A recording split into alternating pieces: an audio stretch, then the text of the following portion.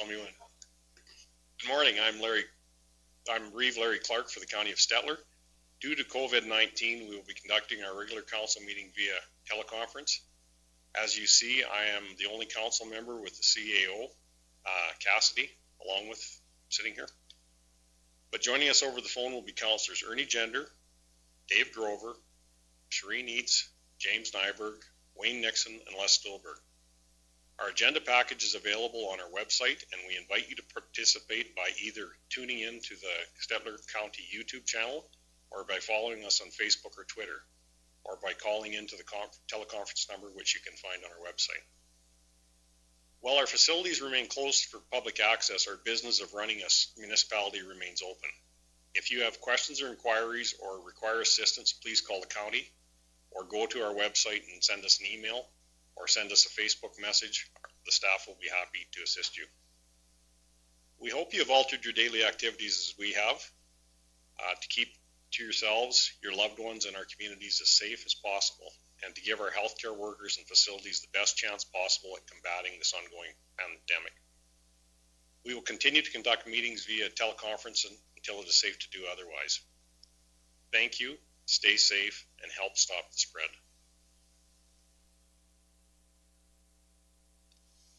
Okay, so we will start into our meeting package.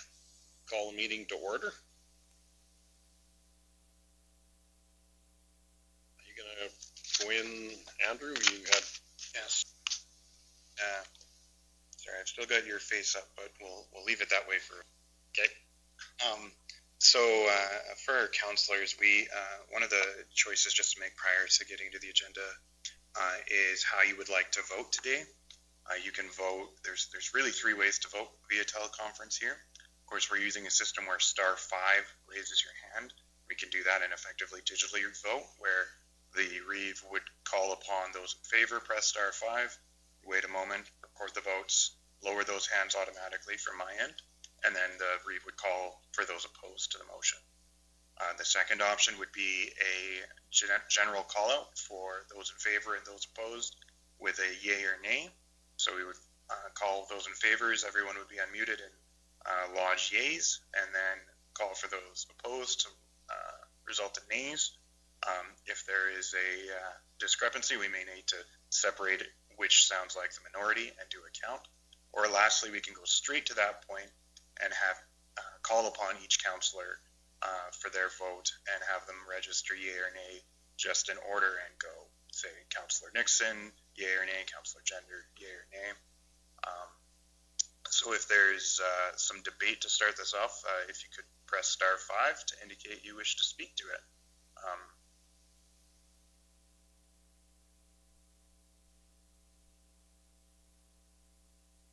Seeing no *5s, I'm hoping that means nobody's pressed it.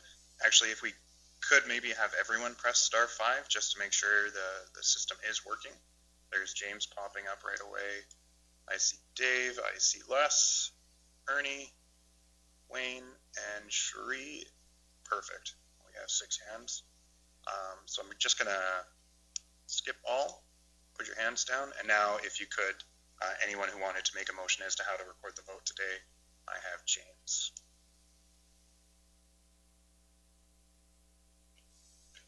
James. and James.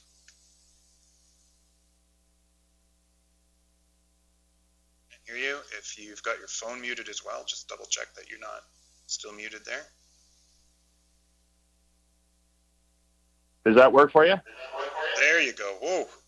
There you go. Okay. Loud and clear. Okay. Reeve Clark, just to make this a little bit simpler, I think the *5 for a vote, with you confirming the vote that everybody had the opportunity to participate, would probably be the easiest, most effective way to make this go. If we have to go through and *5, we'll be here all day, I think.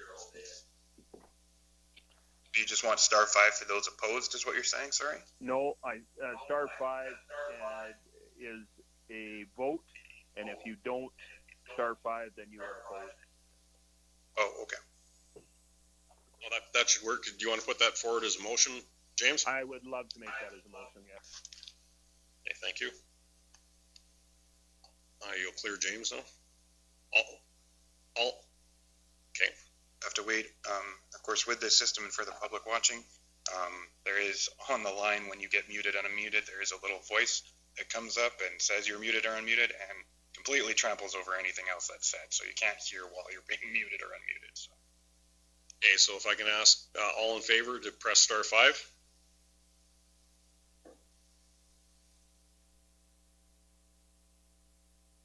Okay, so all carried?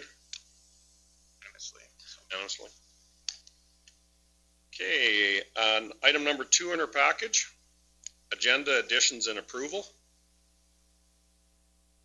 Star 5, whoever wants to move that forward. Councillor Neitz.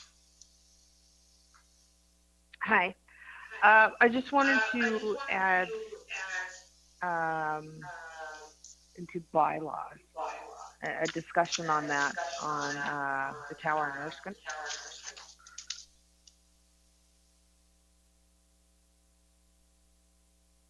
Would that be 10.3 then? It's more new business. Maybe more appropriate to consider that as 6.2 as a council request for information, if you're all right with that, Cherie. Okay. Yeah, that was an addition. Councillor Grover's request is 6.1. Request for tower in Erskine. Mm-hmm. Okay. Is there any other additions? Star 5 if there is.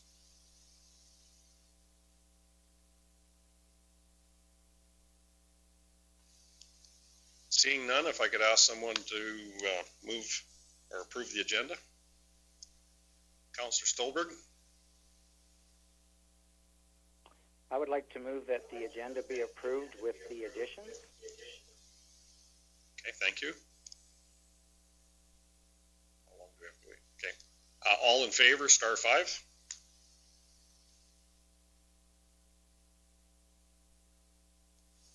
Carried unanimously. Okay, thank you. Minute approval from the March 11th. He has a point of discussion, sorry. Hey, do you have further discussion, Cherie? I did not hear what Dave Grover's addition was for 6.1. That was in the agenda additions package. Oh, okay. Okay, yeah, yeah, I did see that then. Okay, thank you. Thank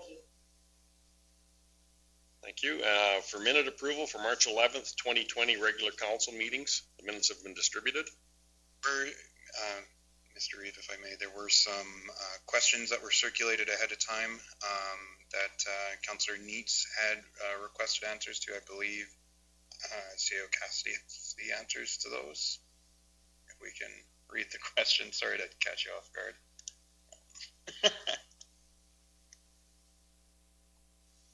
You need your mic, please, or else you can't be heard.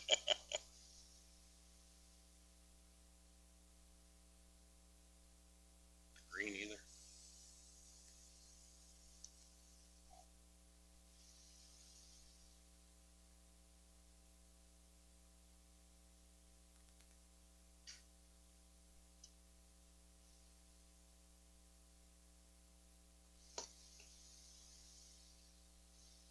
Cherie, I've had quite a few emails from you. I can't find them. I know that one of the issues was a motion to write a letter to regarding the number of officers to do with the policing requisition, fish and game officers, and we just haven't had a chance to get that letter out yet. I'm also kind of wondering if maybe council might not want to postpone that a little bit based on the presentation that we gave to Municipal Affairs and the Solicitor General on May 30th. They're not concentrating on much more than the pandemic and the stimulus projects. So was wondering maybe if we should postpone a little bit, see what comes out of some more recommendations from the Solicitor General and Municipal Affairs. The other one was you asked about the motion regarding the letter for the signage on secondary highways. Also, we haven't got that one done either, just caught up in other things, but that is one that I'd like to sit on for a little while. We're working really well with Alberta Transportation. Matter of fact, we have a project that we've been chasing for some time right now at the Treasury Board looking for approval. So I'd like to just see how things evolve over the next month, and then if required, we could still proceed with this letter. In the last teleconference call that I think Reeve Clark, Councillor Nyberg, and myself were on, Minister MacGyver did say that with the extra $2 billion that have been set aside for maintenance projects for the province, that paying attention and grading more on the gravel secondaries was going to happen. So with your permission, I'd like to sit on that one a little bit. And one of your other questions coming from the minutes was the lead testing for the COVID-19. Once COVID-19 hit and the pandemic, or the public service order, is that what they call it? Health order was put in place. They postponed any lead testing till 2021. So we will get geared up for that when it happens. But right now, it's not a requirement. Did I cover everything? I found the email.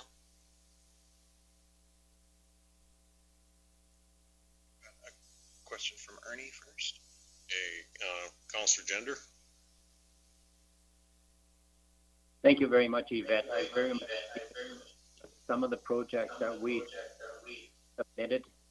I think that we would be really rocking the boat if we all of a sudden said, okay, let's press for this road versus like our water issues. I prefer to stay muted here for a little while yet.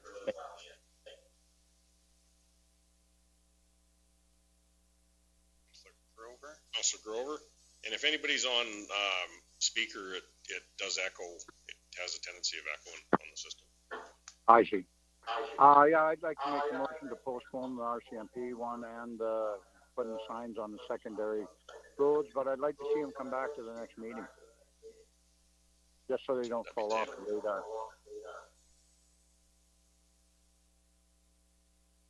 Thank you. Would that be a table one? Table them. But till the Rick next. said you sent transportation? I got a hold of the, sent an email with a description of what we wanted to do to the Canada office for maintenance. I haven't got a response back yet, but I detailed the whole thing, so. That has started, that path has started then, Rick? Okay. That would be on the roads. Rick has sent the letter out already to the. Sent an email describing what we're interested in and getting their opinion on it. They haven't got back to us yet. It's an application for signs, basically, and there's a cost to that, and it does take some time, so hopefully maybe we can get a hold of them and vary it a little bit. Hey, but we will, if that's okay, we can table it till the next meeting, just so, like you say, it doesn't fall off. Yep, that'd be Okay, great. Councillor Neitz. One of the other ones I had on there was the strychnine, and we were going to send a letter to federal and provincial ministers regarding that one. Right, and we are still working on that also, Cherie, and also if you noticed in your resolution package for the RMA for this Friday, there is a resolution, an emergent resolution dealing with strychnine, and I don't know if anybody's aware, we have got an order in for more strychnine, but right now we are sold out. Okay.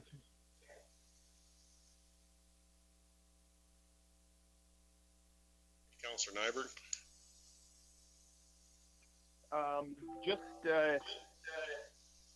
Just a quick one. I didn't hear what Ernie said. It was just too much feedback. And then also, I don't think you need a motion to table that. You can just have it come back with administration, bringing that back to the next meeting.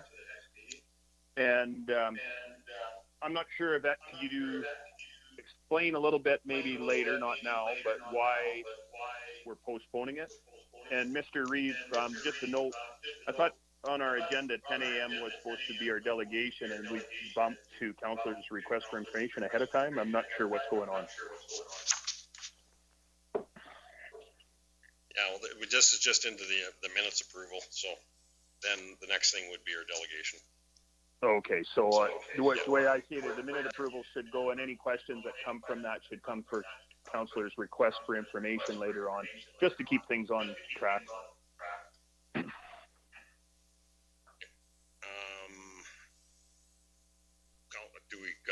We'll very shortly, Councillor Grover and Councillor Stillberg will just, whatever comments you have, and then if we can get our minutes gone through, then we'll move to our delegation.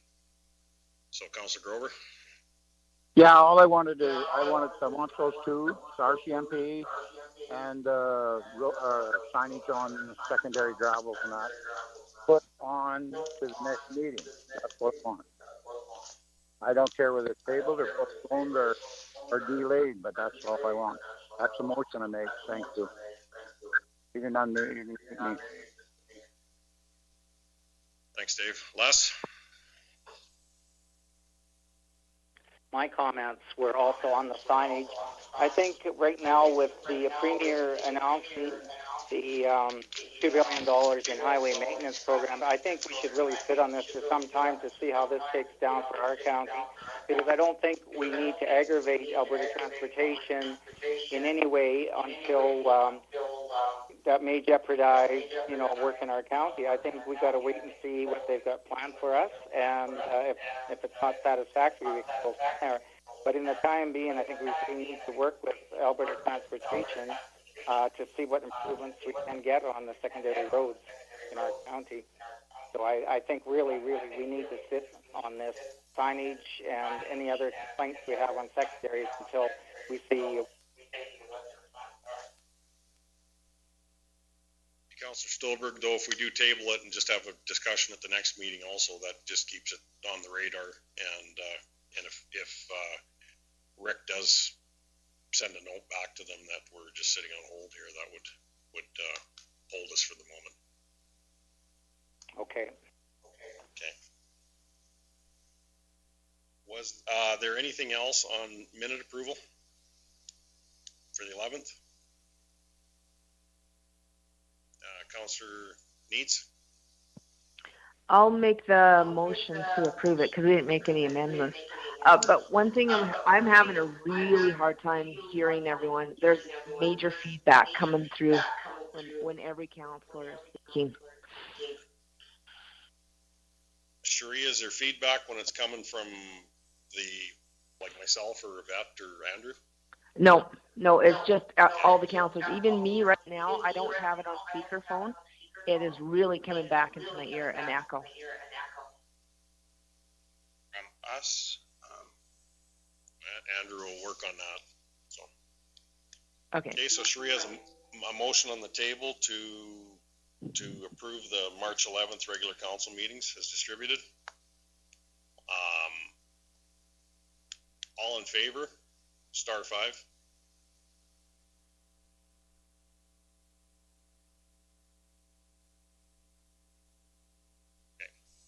Okay, it's unanimous. And then March 20th, 2020 special council meeting minutes. Was there any, can we ask for approval on them, or is there any questions?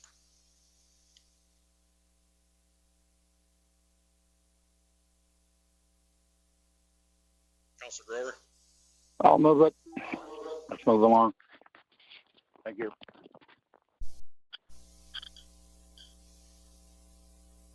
All in favor, push star 5, please.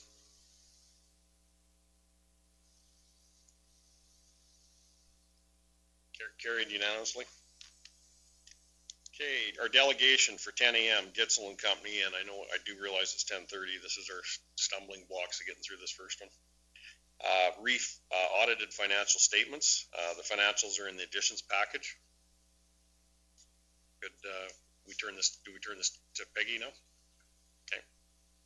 You should be ready. Good morning. Larry, could I just take a minute first and just confirm that you can hear me clearly? I am wearing a headset, and hopefully that'll work for you. Yes, we can hear you loud and clear.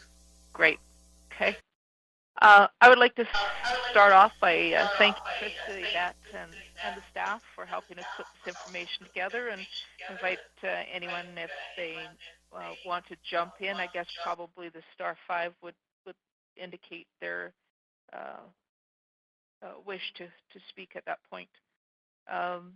So I'm going to start with our independent auditor's report. I'm not sure what page it is in your agenda. In our package, it's labeled page 2, and it says independent auditor's report at the top. the key paragraphs here. It's a long report. It talks about responsibilities and so on. Key paragraphs, second paragraph says, in our opinion, and the second phrase is present fairly. So overall, then, we did not find any material exceptions when we put the information together. The other paragraph I'd like to draw to your attention is under the subheading emphasis of matter. It's third paragraph, third section down the page.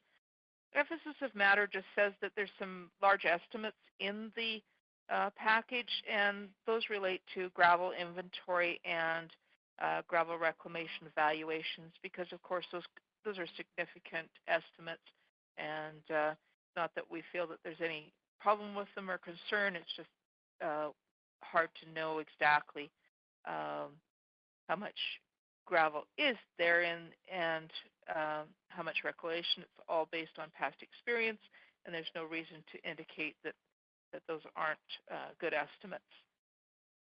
I'm jumping then to the statement of financial position, again, page 4 in our package.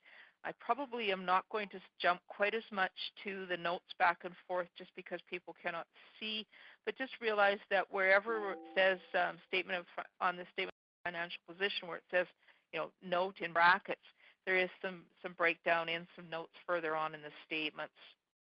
Cash and short-term investments, $11.4 million. Of that, $626,000 is restricted for capital grants. And again, just the caution that this cash is at the end of December. It's not at the end of August or September when you've gone through a construction season. So, taxes receivable, a major concern again this year.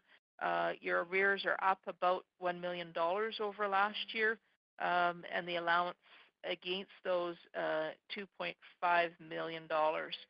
So again, management working with legal counsel and with taxpayers to try and get collection, but quite a bit more for allowance and for arrears at this point. Trade and other receivables, $1.8 million. Of that, $1 million of that is grants and GST and so on, and the rest are regular trade receivables. Local improvement levies, these are water and subdivision costs that have been levied against specific properties for services provided. Land held for resale, you can see that it has gone up. Basically, it also includes any land where you have purchased because of the gravel that's contained in the land. So some of this land has specific resale contracts with them, but ultimately we group them all here. But it would also include things like subdivision and Erskine and that type of thing. Debt charges recoverable is all housing authority, where you've debentured on their behalf and they have receivable back. And that is winding down in the near future, but still $156,000 receivable there. Long-term investments is almost entirely in the investment in the Shirley McClellan Water Commission, and it is at cost at this point. Liabilities, general accounts payable, mostly fuel, gravel, waste, that type of thing, waste management bills and things like that. So again, just combination, all current, nothing of concern that we could see. I'm going to skip down then to deferred revenue, $1.6 million. That is almost entirely, one small amount, but almost entirely grants that have been deferred and are available for your various projects. Bank term debt is a gravel loan from previous years and being paid off gradually. Long-term liabilities, of the $4.3 million there, 1.7 of that is future gravel reclamation costs that are estimated, and 2.6 of it is debentures owed on behalf of Shirley McClellan. Debenture debt is the new gravel properties, and that debenture is,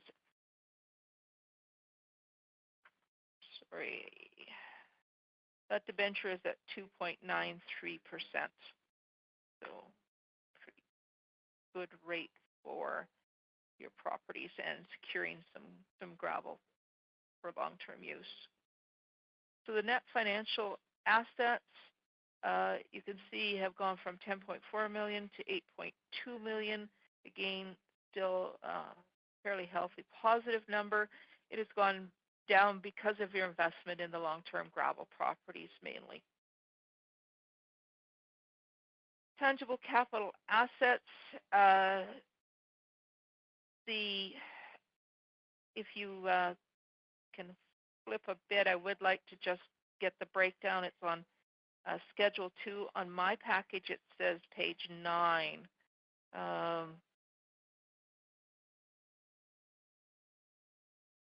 And that will give you the breakdown of where, land versus improvements, buildings, etc.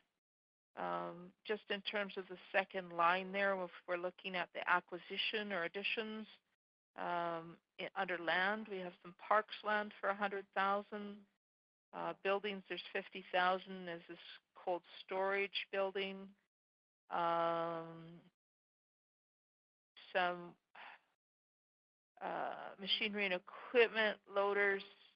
There's a loader in there and some photocopiers.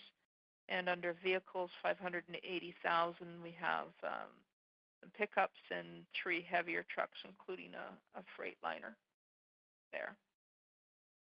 I guess in terms of when we look at our acquisitions versus our amortization, we have 1.3 million in acquisitions.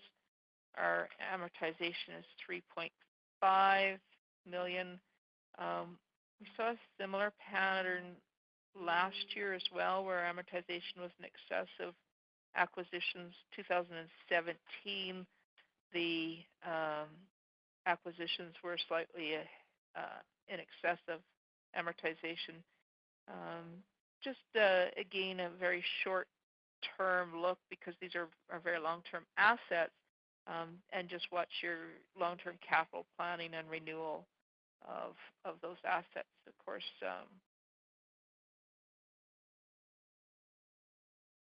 I didn't have any other comments then on assets. If we go back then to the main page, inventory, materials and supplies, 6.5 million there. Of that, 6 million is gravel, and we have some parts and chemicals and things like that to make up the balance there. Prepaid expenses is mostly insurance, a little bit for software. I'm going to come back to the accumulated surplus and look at the breakdown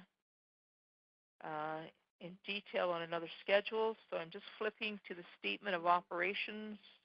Again, page 5 on my package.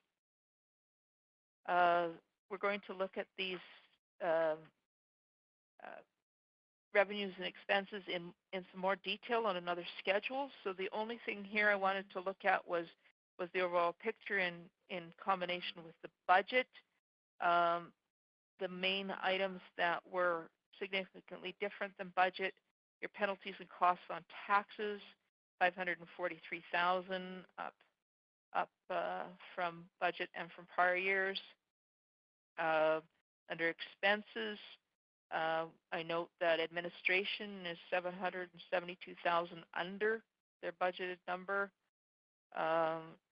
Transportation is about 2.1 million under budget, and ag services about 210,000. And then provision for allowances at 3 million is significantly above budget, again, all related to collection of taxes. Government transfers near the bottom there for capital, under budget, less projects completed than originally budgeted. So those are, again, the combination to budget. You can also see on this page that there was an overall shortfall of revenues over expenses of 3.3 million. The budget was 3 million. So again, very, very close overall to the budget. The amount that transportation and administration were under budget basically was eaten up the other direction for this provision for allowances and collection of taxes. So overall, there's a deficit, but it was a budgeted deficit and a planned deficit. I'm going to skip a couple of pages because the next 2 pages are just worksheets showing changes in operations and cash flow. And I wanted to then go to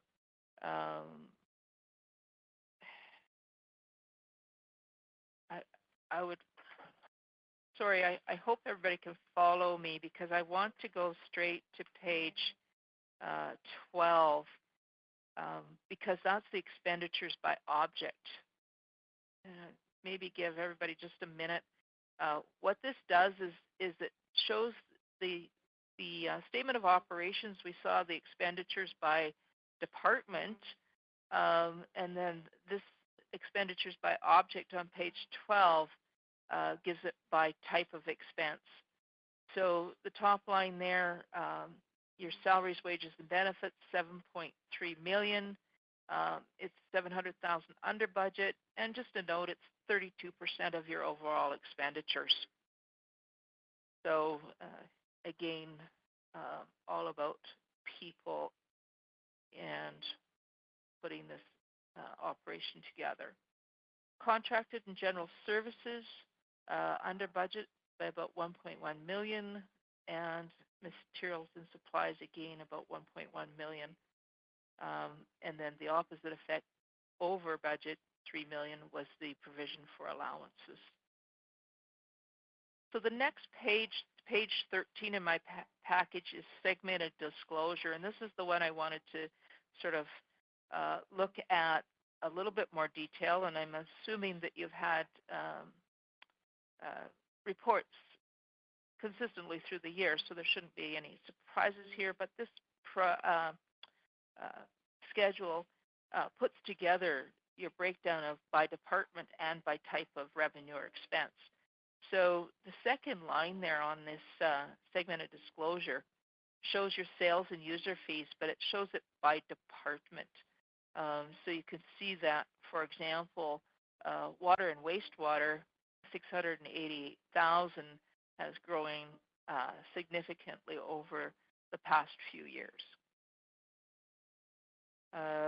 Other revenues under general government, that's where you're seeing that penalties on taxes of 545,000. So that's the big number in that. Expenditures, again, salaries, wages, and the benefits we saw in the previous one, the total of the 7.3 million. On this spreadsheet here, you can see the breakdown. So, so over half of the salaries are under public works, $3.8 billion there. Contracted and general services, again, just looking across, and you can see the breakdown between departments. Contracting general services under general government will include things like your assessor and that type of service. Materials, goods, supplies, and utilities.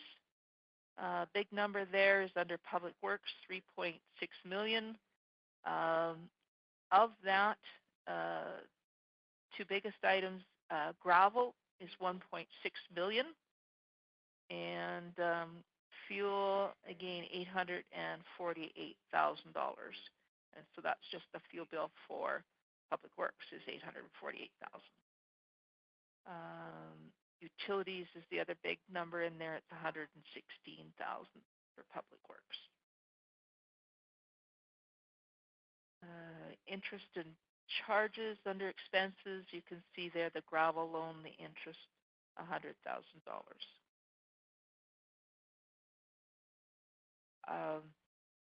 Again, I didn't have any other comments on that schedule or any highlights unless someone had any questions.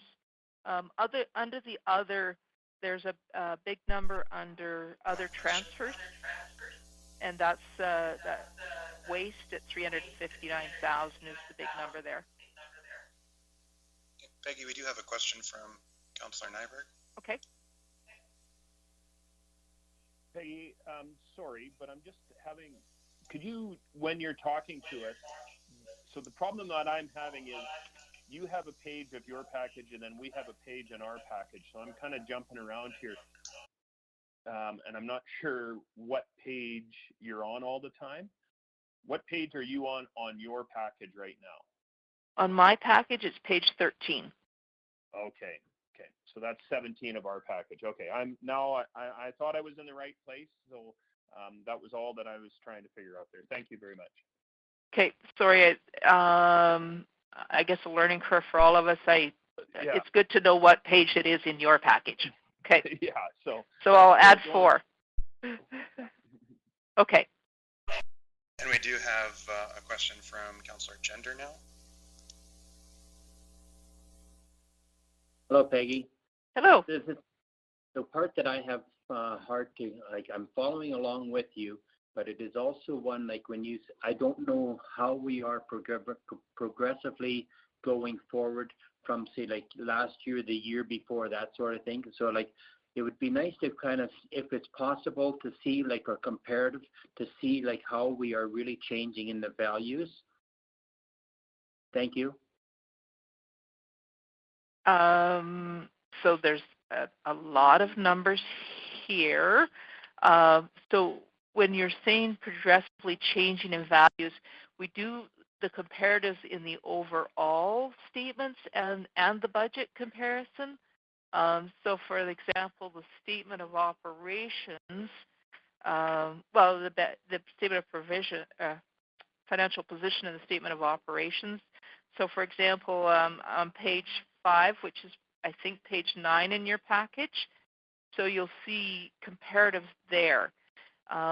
When we start to get something like the schedule on page 17 in your package, there's just so many numbers, it's hard to also do comparatives at the same time.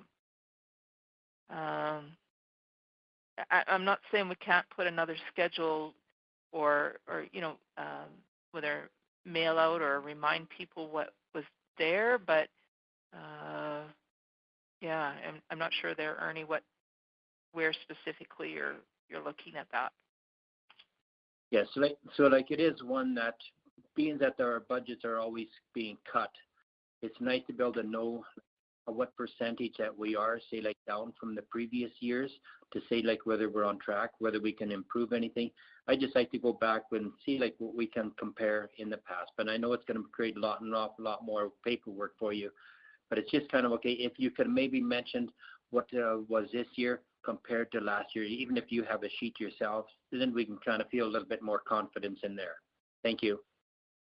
Okay, so in terms of the overall, so for example, Peggy, yeah. Peggy, I'd just like to comment on that. That's really back to our finance department. If Ernie has a request like that, for us to do a summary year over year, and that would be for council to decide if we needed to see that or not. So I think you've got to continue the way you are because of the volume of numbers that you do have to go through. So. Just to clarify that, we can work on exact specifics as to what exactly each councillor wants to work towards, and those are reports that finance can work towards getting for council. That's not a problem. Thank you, Krista. Great. So then the next schedule that I wanted to look at then was page 8 in my package. I think it's page 12 in your package then. And it should say changes in accumulated surplus across the top. And what this does is it summarizes then when we saw on the statement of operations the deficit, and as I said, it was a planned deficit, 3.3 million, and how this affects then your equity. So we can see that the first line is your unrestricted surplus, which is your general equity, and we can see the change in it. It's gone down 2 million. The restricted surplus is your reserves of 10.2 million by year end, and this is your planning for future, and I'm going to flip to that detail in a minute. And then the equity and tangible capital assets, again, down 2.2 million, and this is where I was talking about earlier on the other schedule, where we aren't renewing as fast as we're amortizing in terms of our overall tangible assets. That will happen over short term. Over long term, then it has other implications. So if we can flip then again to the detail on the restricted surplus, it's page 23 in my package, page 27 in yours.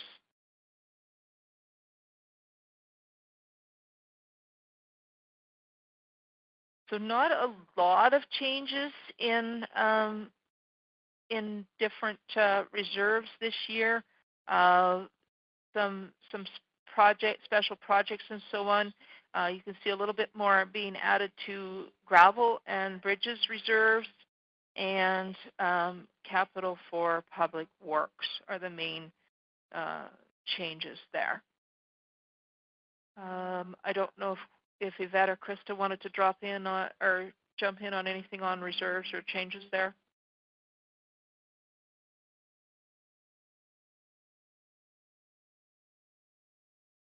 No?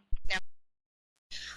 I don't think I have anything further to add. We are working on getting a synopsis done of where all of our reserves are at with detail in everything. So that we will hopefully, would have been part of some of the stuff we were going to present to council in our year in review, but it'll be something that we'll be working towards getting for everyone.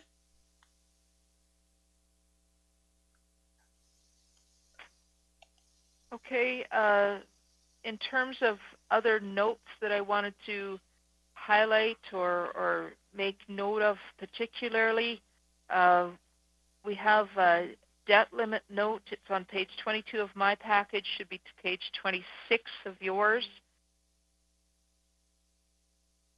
And we just have a couple questions, a couple hands raised, if we could sure hit those so we don't get too far away. Sure. Starting with Wayne. Yes, Peggy, in in my agenda, the page numbers are the same as yours. Oh. Okay. So I don't know what's different, but yeah, I'm on page 22, debt limits, and so. Okay. Just wanted to note that. Thank you.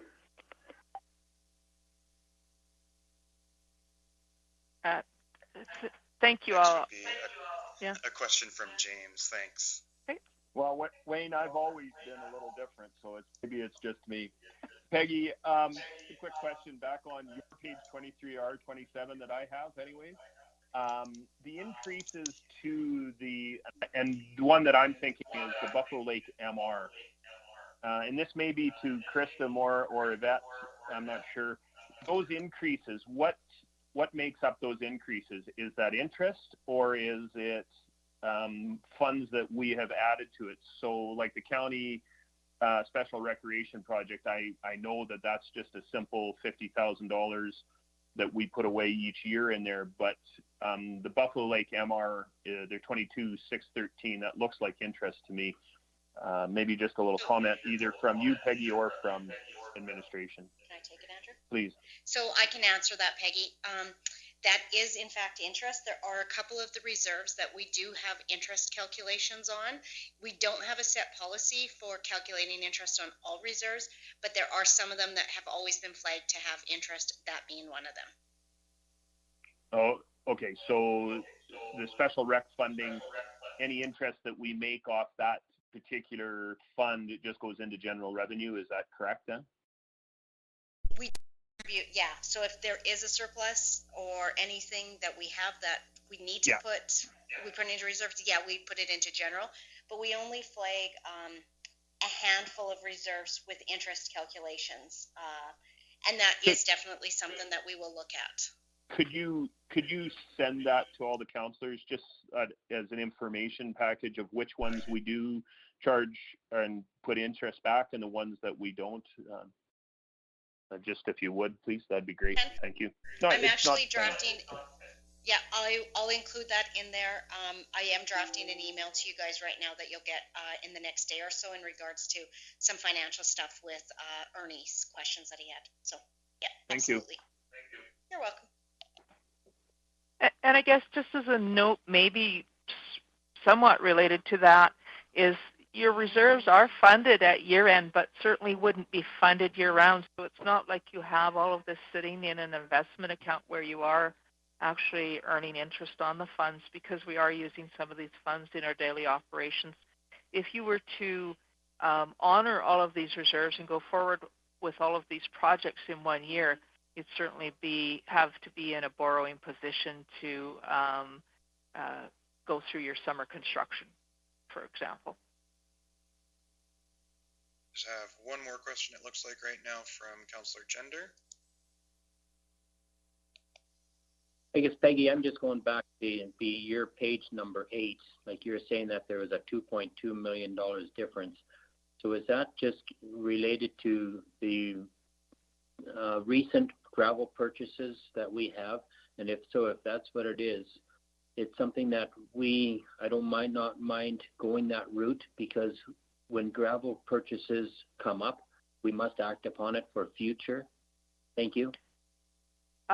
Ernie, the equity and tangible capital assets does not relate to the gravel purchases. It relates to how much you have spent in terms of capital assets versus the amortization of the existing assets. So if we look at, for example, on just a very simple example, if we looked at our fleet of trucks and we said, okay, we've replaced so many trucks, but we've amortized the existing trucks, have we replaced that fleet during this year? No, we have not. So if we said, okay, trucks are supposed to last 10 years and we replace one every year, again, it's that then our replacement would be, if we replace one every year and over 10 years, we'd have 10 new trucks and we'd have all our amortization covered or have our replacement plan. So it's not wrong to not replace one every year. So sometimes, though, if you have a truck that's lasting longer than you thought it was, or what will happen sometimes is you haven't replaced a truck in 5 years, and all of a sudden you've got 4 or 5 that you have to replace in 1 year. So this is one area that we have spent, I'll say, quite amount in the last year. Then we should be watching this particular line then. And I think, again, because these are big dollars and huge infrastructure, that's why I believe there's a 10-year plan in place. And some of it, quite frankly, follows some of what is available for grant money and growth in infrastructure. Thank you, Peggy. Appreciate it.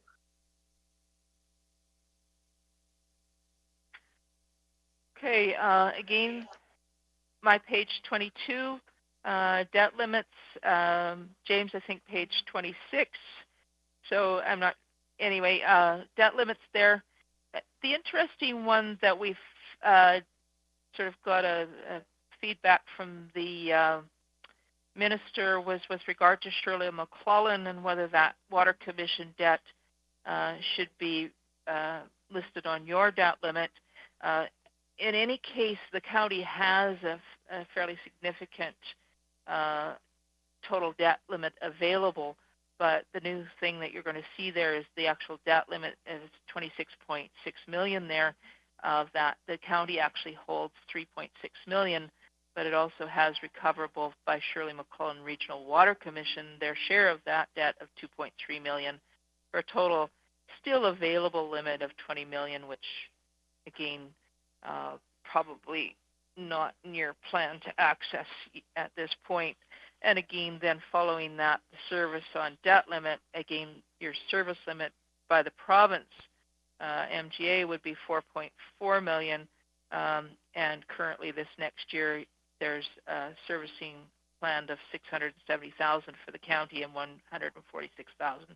to Shirley McClellan.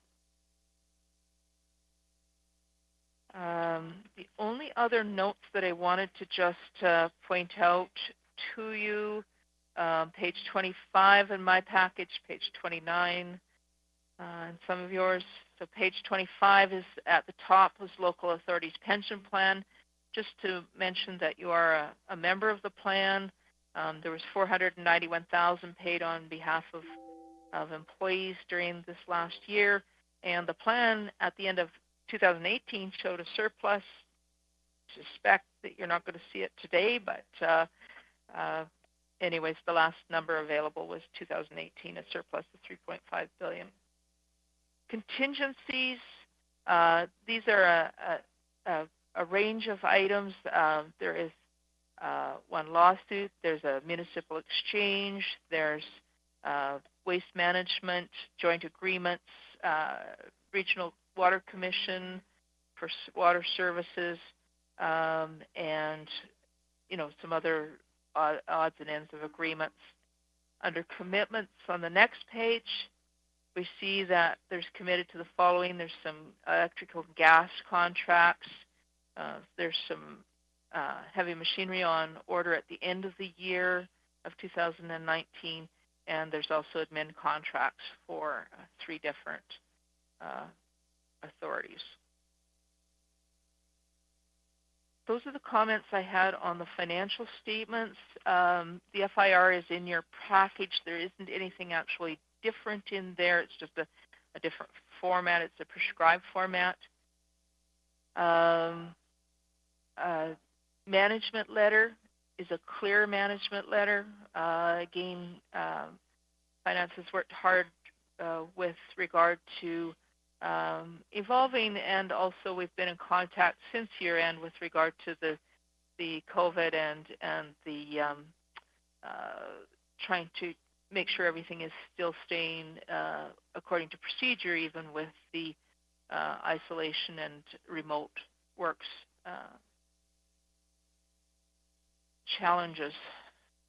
The only other letter I had with regard to the oversight is just again some highlights to council with regard to some of the bigger numbers or unusual items in there, and the 3 items in there. First one is with regard to the collectability of taxes. Again, I'm sure it's not any news to you, and just trying to work towards those collections. Gravel reclamations again, and the quantity of gravel, significant estimates, and our long-term engineering structures again. Those are amortized over a useful life. We use provincial estimates for engineering structures, and everybody knows that on any one particular road, for example, subsoil and traffic would make a big difference over the actual life. Those are the comments that I had. We do have one more question from Councillor Gender. Mm-hmm. Hello, Peggy. On your page 25, when it shows the contributions for employees versus the county, that's about a 1-to-1 ratio. Is that very common in, say, like industries? They're prescribed. So the LAPP plan prescribes the rates. If I was to go away from LAPP plans, you will see some different rates. Lots of times they're 1-to-1. LAPP prescribes that the county actually contributes more than the employees. Yes, it does show a slight 491 versus 446. And like when you contribute, when companies go for EI and CPP, we're always, I think, at about 2.4, which is quite a substantial difference in what this is. Thank you very much. Again, they're not a choice. They're prescribed by the pension plan. Okay, thank you, Peggy.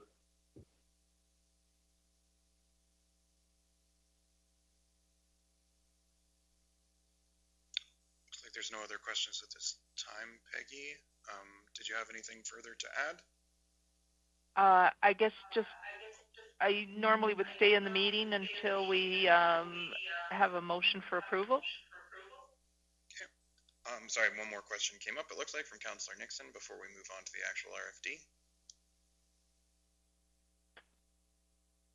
No, actually, I was going to move the audited statements be accepted as presented, and with much thanks to Peggy and to all of our staff. That will move us to new business 7.1. So we have a motion on the table. Is there any questions or concerns? Councillor Grover? Yeah, one for Peggy. There was talk of us taking out of reserves $2 million to cover our shortfall in our budget. What does she think of that? I'd like to hear her comment. Thank you. That's it.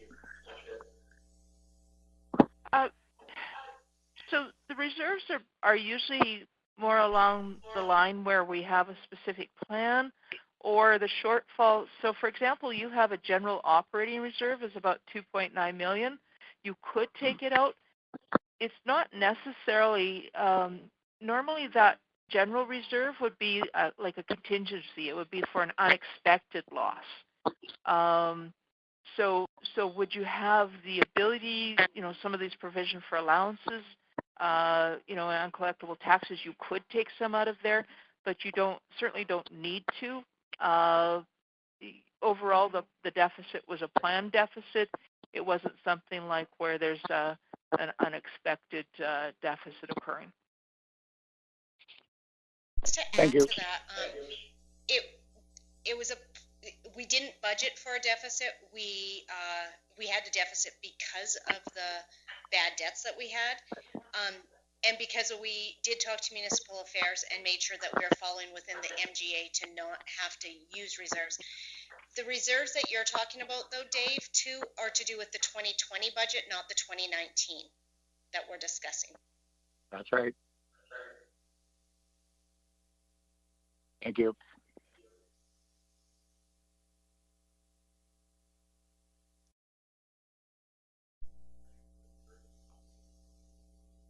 Peggy, is there anything else that you need to add? Nothing that I had. Okay. Okay, any other questions for Peggy? Seeing none, we have a motion on the table. For all in favor, star 5.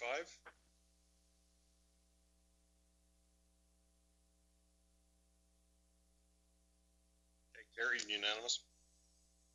Do we do the 7.2 now too? Okay, 7.2 we'll move to is request for decision. Reappoint 2020 auditor. May I ask for someone to move that, please? Councillor Stolberg? Yes, I would like to make the motion that we approve the auditor of Gitzel and Company again for the 2020 year. Any questions or concerns? If there is, star 5, please.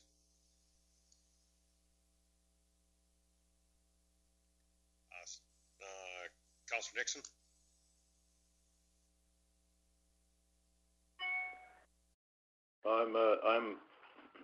I'm voting.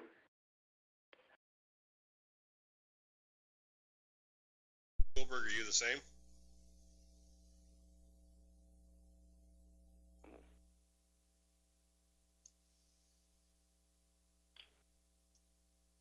Councillor Stillberg, I hadn't asked for the vote yet. I'm just asking if there's any questions. Oh, I'm sorry. I had trouble hearing, and I thought you were asking for the vote. I apologize on that. We'll clear the hands right now then, if you can, Andrew, and then we'll ask if there's any questions prior to going to vote. We have one from Councillor Nyberg.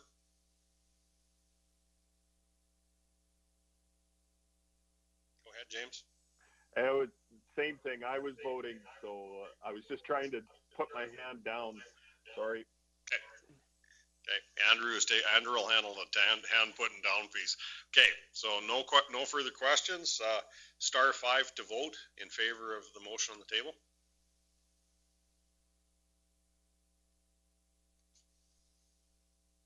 Carried unanimous. Thank you, Peggy. Thank you. I will leave the meeting. You can contact me if there's any questions. Thank you for having me. Thank you. Do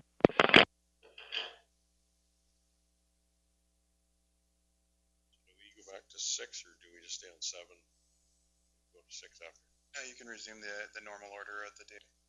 That will take us back to 6, Council's request for information. 6.1 was Scholar Road, Councillor Grover. It's verbal.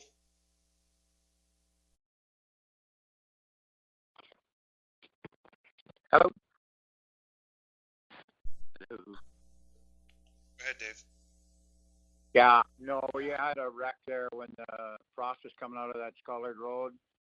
It was impassable. There was a couple different vehicles got stuck in that road, and I don't mind having all the gravel, which I wish was in somebody else's area. But I would like to see us fix that road to actually a haul standard. There was ruts in it 2 feet deep. I went down there. I've been down there 3 or 4 times, looked at it. It was terrible. Now that it's dried out a bit, it's not bad. But if we're going to keep that as a haul road, which I think we should, we got to pull it apart a bit and maybe put some rock 1.5 inches in it to firm it back up, basically so that you can make it into a haul road. It was pretty bad this spring. We started working on history. We started working on it last fall. We were going to bring that road in.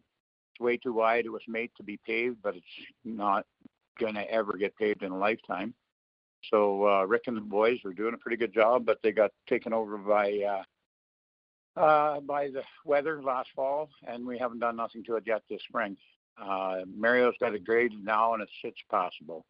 But if we're going to keep it as a haul road and push all the gravel onto it, we're going to have to do a little work on it. And we've got 1.5 inches that's right there. We have our own forces. It's not a big dollar. It is a big dollar thing, but it's not a real huge one. Thank you. That's my opinion. You can mute me. Any comments, questions? You gotta turn your, what's that? You gotta push the button.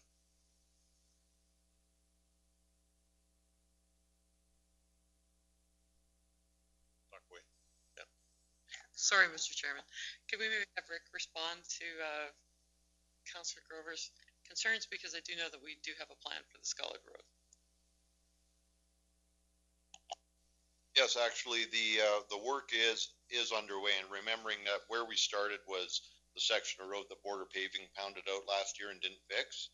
So there's a lot of issues with that stretch road anyways, but we are already restructuring it. We're putting the gravel products into it, and we're going to work our way all the way up to 589.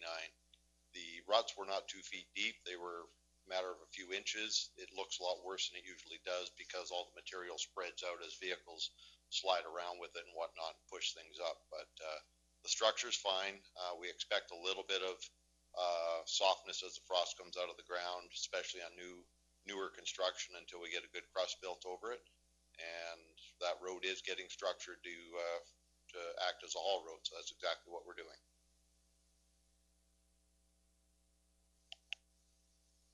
Councillor Gender? So I'm just kind of wondering on something like that, should we be possibly looking at kind of a cost-wise on that, what it would take for Rick and his works in order to build an upgrade or to fix it up, please? Thank you.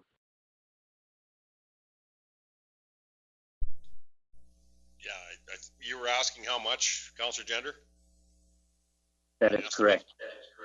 Okay. Yeah, we haven't done an actual cost estimate on it. We recognize we had to fix the part of the road that got blown out by the other truck haul from the contractor.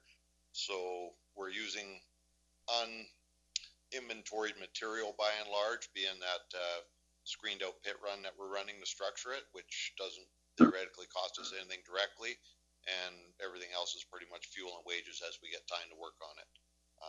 Unfortunately, with the fall we had last year, we weren't able to carry on and get the whole thing done all the way up to, I think it's what, 589 up there at Big Valley.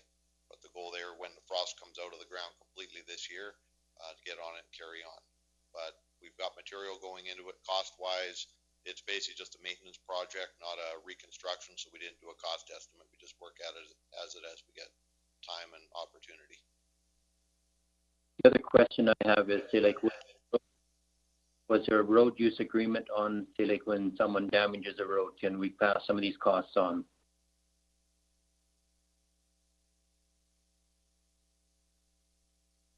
Yes, we had a road use agreement with Border, and they were maintaining the road last summer,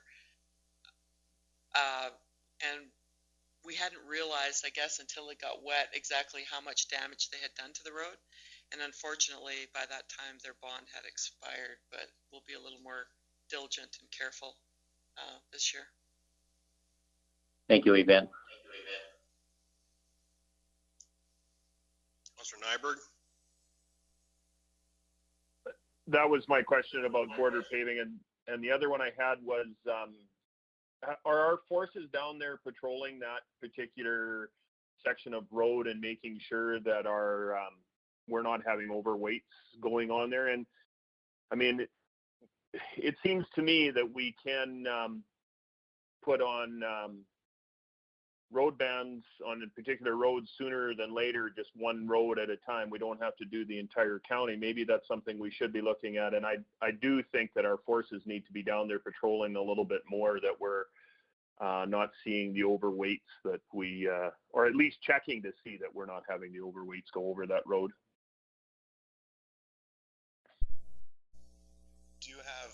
We do have our constables patrolling all of our road bans right now, which of course, as you mentioned, is the whole county. We've got a few hot spots. There's, construction projects west of town and haul projects as well. But basically, with the COVID crisis right now, our protective services mandate has still been to protect our infrastructure. So we haven't said, don't pull over, guys, just because we're worried about the COVID crisis. We've put in guards so that they can continue to get out on the roads and weigh trucks, protect our infrastructure at this time when we don't have a lot of money to repair it. I'd like to see in the fall, do we have stats of how many people they stopped on that road in the fall? I just like to know. I guess what I'd like to know, we're assuming that that's what the problem is, that there's overweight on that road, and maybe that's not the case. If we knew last fall that they stopped, say, 10 trucks and every truck was well within its weighted limit, then that's maybe the road's problem. If they stopped 10 trucks and they were all overweight, then we know we need to do more patrols down there. Rick would like to respond to that. Yeah, just for general information, those trucks, from what I understood, were working on an Alberta transportation project and should not have been running overweight. It was mostly the repetitive and lack of maintenance. So the repetitive loads and lack of maintenance on the road throughout the haul. There was a number of times while the haul was going on that you couldn't even go buy a truck, and they shouldn't really have been hauling on it because it was so wet and raining at the time. But from the scale, when Alberta Transportation manages a job with their consultants from the scale, they will check the registered weight on the trucks and will not overload them. So shouldn't have been anything related to weight. It was mostly that constant haul on the road at times where they probably shouldn't have been on the road, let alone lack of maintenance over the period of time is really what caused the grief. With all due respect, I agree with you on that, Mr. Green, but you know what happens when you assume something. I'm not saying either way, but I would like to know for sure, and I would like to know that our forces are doing what needs to be done to protect our infrastructure. And if we have that statistic, then we can go and say, okay, you know what, we don't need to really do the job of fixing this road. What we need to do is make sure that it's not being hauled on excessively or overweight. That's what I'm getting at. And I'd like to work on statistics. And we have the forces. We have three officers now. That was our whole plan, was to get these guys out. And I think I'd like to see that information anyways. So, but thank you. Mr. Chairman, I think that's something that we can definitely put together, and we can report back in the fall, probably September, October, for you. Thank you. Councilor Grover?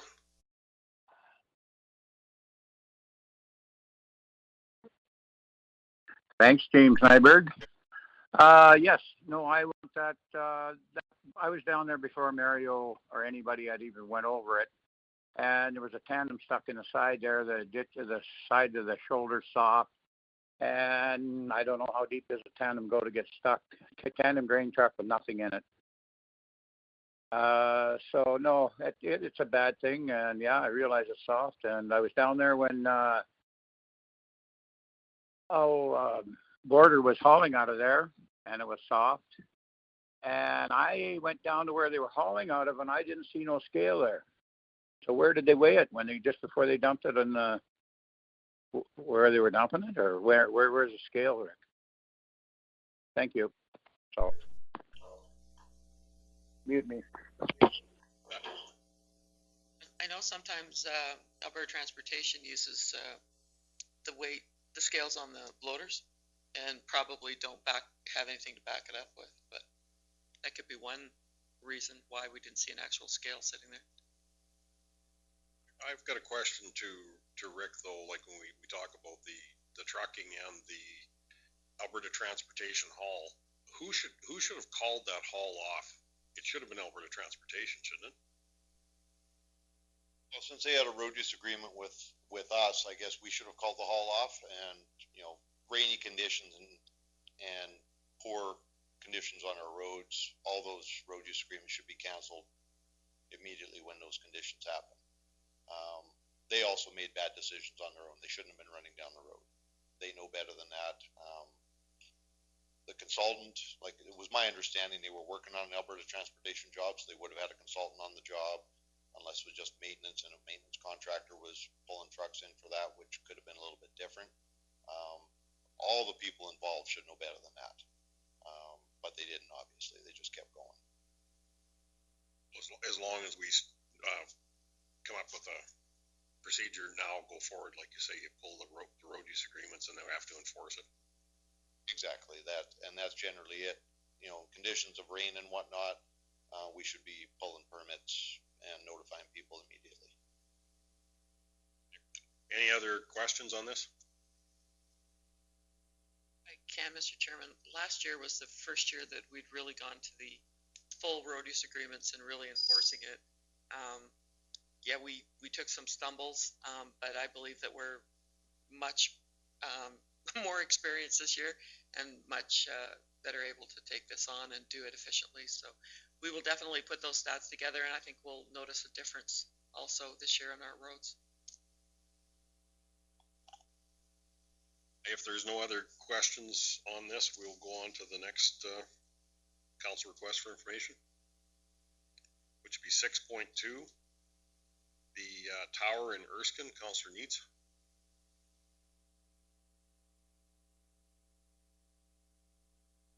Go ahead, Sri. Okay, sorry, just getting.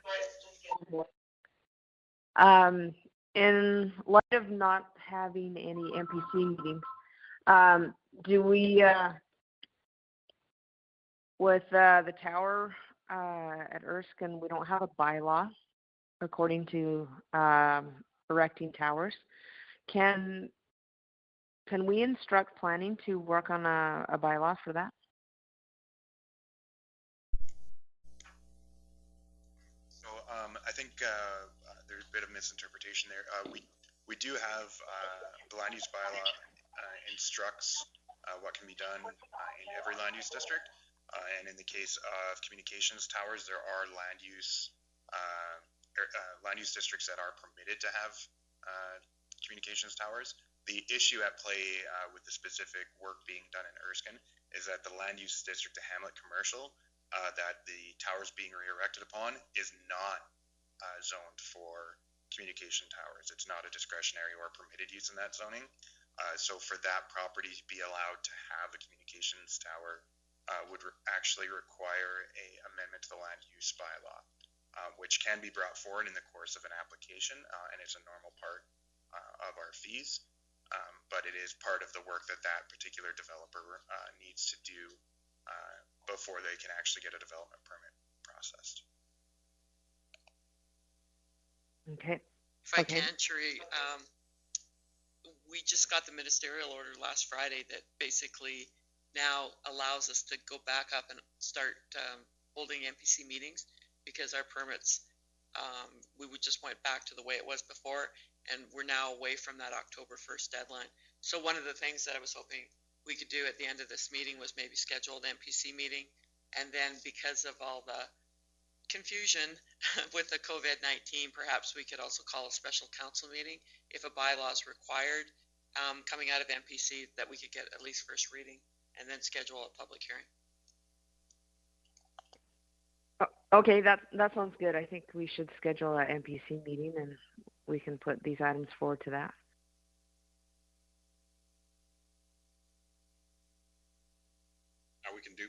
We can do that at the towards the end of the meeting. Yeah. Okay. Yeah. Okay. Sounds good. Thank you. Any other questions?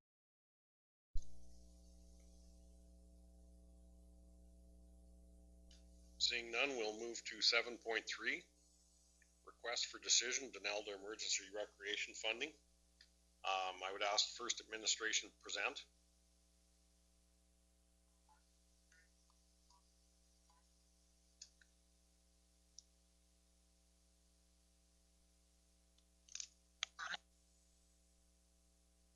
I break all the rules. I apologize. So Lorraine's with us, and she can present this one and the next one, if that's okay with council. Go ahead, Lorraine. Good morning. Can everybody can hear me? Yes, we can. Okay. So on February 22nd, the Denelda Ag Society discovered that the furnace was not working correctly. The humidifier had plugged and all the water backed up, so it looked like an inside of an exhaust pipe when they came. So unfortunately, due to the age of the furnace, it was recommended that the furnace be replaced, and the bill from Action Plumbing was $2,940. So in my RFD, recommendation 1 is the County of Stettler approve the repairs in the full amount of $2,940. Number 2, the County of Stettler partially fund the repairs up to a certain amount that's determined by council. And 3, that the County of Stettler deny the request to fund the repairs.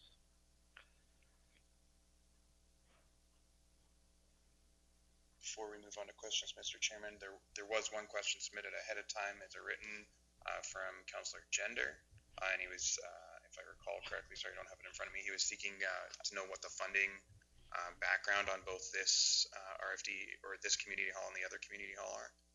Both are members or part of our operational assistance grant program, and they have representation through the recreation board. And I see Les as the first hand up to speak to it, so maybe he could elaborate on that as well. Councilor Stolberg. Yes, I have a few comments I'd like to make on this. I mean, this is something that I think in the past maybe we did fund an emergency like 100%, but in hindsight, I think that was an error because like Andrew had said, every organization within this county does get operational assistance from the county rec board to maintain facilities. And also there's the special project funding, which each fall they can apply for if they want to do upgrades to their facilities, be it furnaces or shingles or whatever.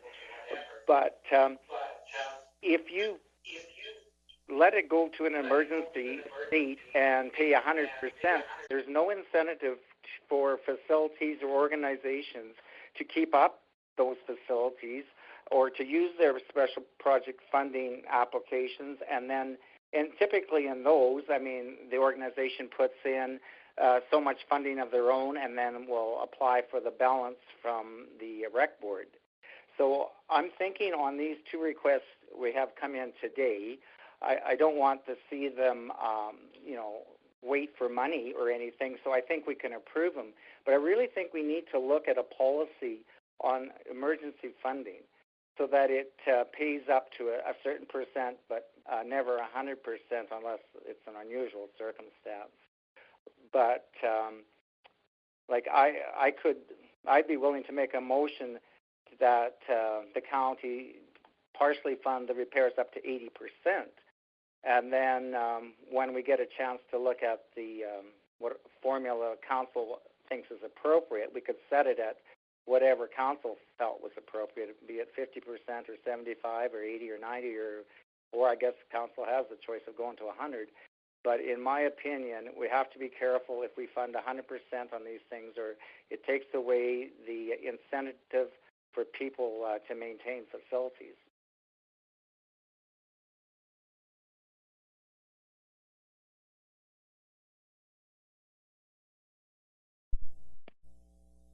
Council,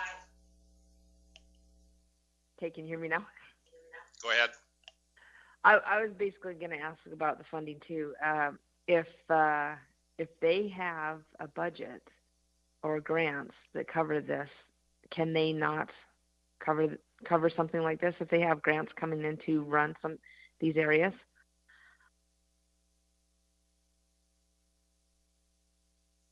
Back to administration. So we have all these, both BOFA and Denelda are members of the County of Stettler Recreation Board. They have representation on there. They get operational assistance funding, and they have the opportunity to apply for special rec funding. We do have a $48,000 reserve, which we call emergency rec funding, which we have helped organizations with before on kind of repairs that were unexpected or weren't planned for or budgeted for in their annual budgets. So we have done this in the past, but it's totally up to council which way you want to handle it. So have we funded these emergencies 100% in the past? I'm not 100% sure that they were all at 100%. I know there were some. Some probably weren't. Council probably.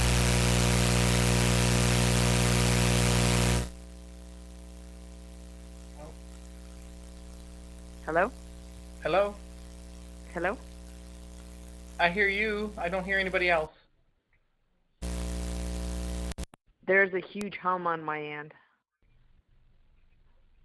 There was on mine, but it's gone. So is everyone back now? So sorry. I mean, it's totally council's discretion. We have funded it 100% before, and we haven't. So it's basically what you feel is required at this time. But we have done emergency rec funding before, but basically for repairs that are just unexpected.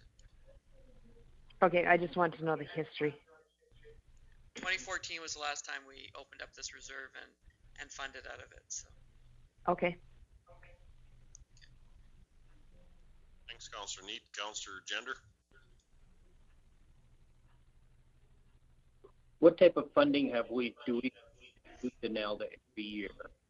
And I would have no problems on making this a loan, like making this payment, but taking it out of this portion, that portion out of the funds that we have that we do present to them. But it's on that we've got to start learning that, okay, if this money is going to be sent over to them, they had better be getting ready to have maintenance done on these projects also. Just my thoughts. Thank you.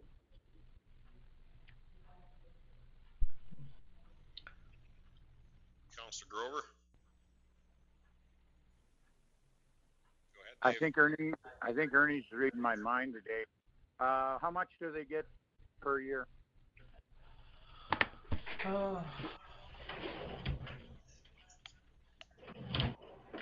Denelda Equestrian Center, which is where the furnace went out of, correct me if I'm wrong, Lorraine, they receive about $12,500 a year in operational assistance funding.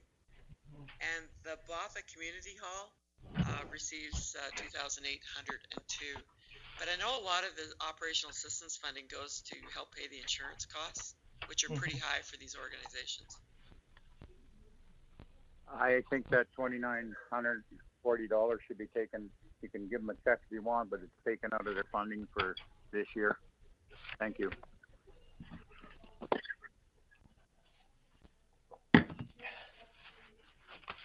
Councillor Nixon?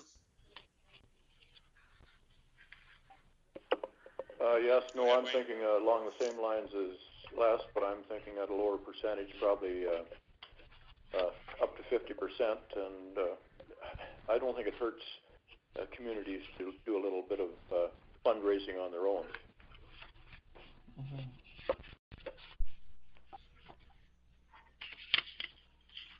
Councillor Stolberg? Yes, I think there is a purpose for this emergency funding, and I don't think it should come out of the funding that they're going to receive this fall, because, I mean, facilities and organizations in the county do struggle to pay utilities. It was a huge one, and especially now with the COVID crisis, they can't do fundraisers and things, so I think it would be putting them at a disadvantage if they had to pay it back. And I did attempt a motion to pay up to 80%, but I am open to friendly amendments on that. But my line of thinking is we can pay, in my way of thinking, we can pay some emergency funding, but it shouldn't be 100%, and it shouldn't be a loan.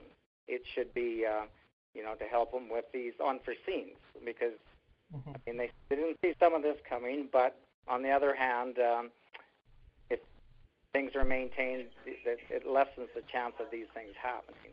So that just was my comments on that.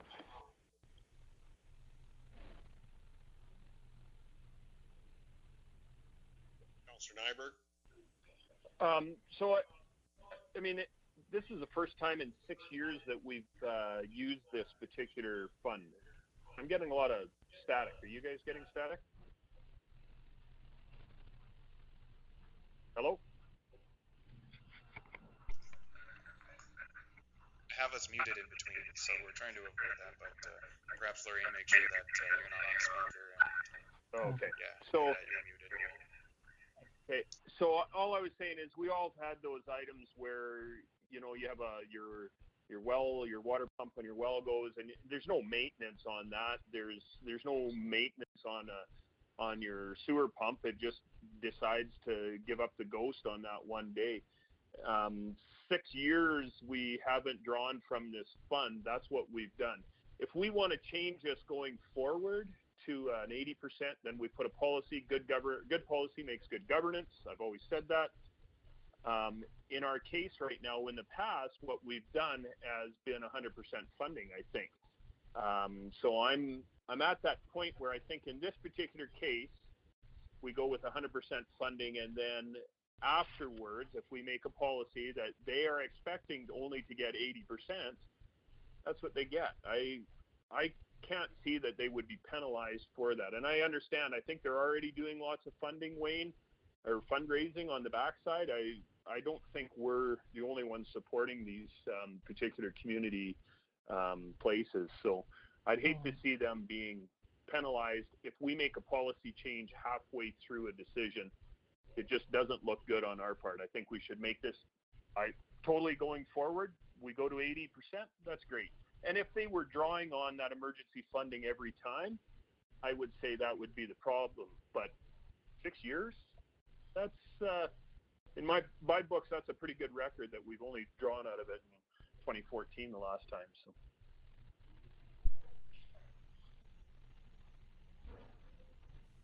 Councillor Stolberg? Well, we've never had a policy on this, and we've been all over the board on it. We have funded sometimes 100%, but not always. I mean, it's not a given that they're going to get 100%. It's always been at council's discretion. And so I'm still sticking with my original motion to fund 80%.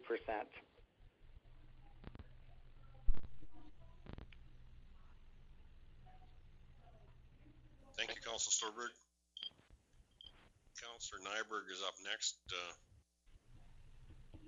Go ahead, James. In that light, Les, you're the guy that's been doing this for quite a while, so I'm cool with that. If you're at 80%, I'm ready to vote. So, thank you. Any other questions or concerns? Nope, I don't think so. This is for the Donaldo one? Botha one? Okay. I think they're dealing with both. 773 is Donaldo, 74 is Botha. So is it both of them, or? Yeah. For me, that's a mistake on my end. I put them in the package opposite from the agenda. Botha was the first RFD. Botha is the first one. Okay, so it's actually 7-4. Okay. We have two more questions. Councilor Neitz. I assumed Les had made the motion for the Donaldo one because that was the one that was spoken about first. We haven't really spoke about Botha one. Yeah. Hey, Les, do you want to speak to that, please? I was just going to say that they're so very, very similar, and I think the motion should be the same for both of them. So I would broaden my motion to include both Botha and Donaldo. Okay, so that would cover us off on 7-3 and 7-4? Yes, it would. Yeah. Okay, now I'll ask if there's any other questions and concerns. Seeing none, all in favor, star 5.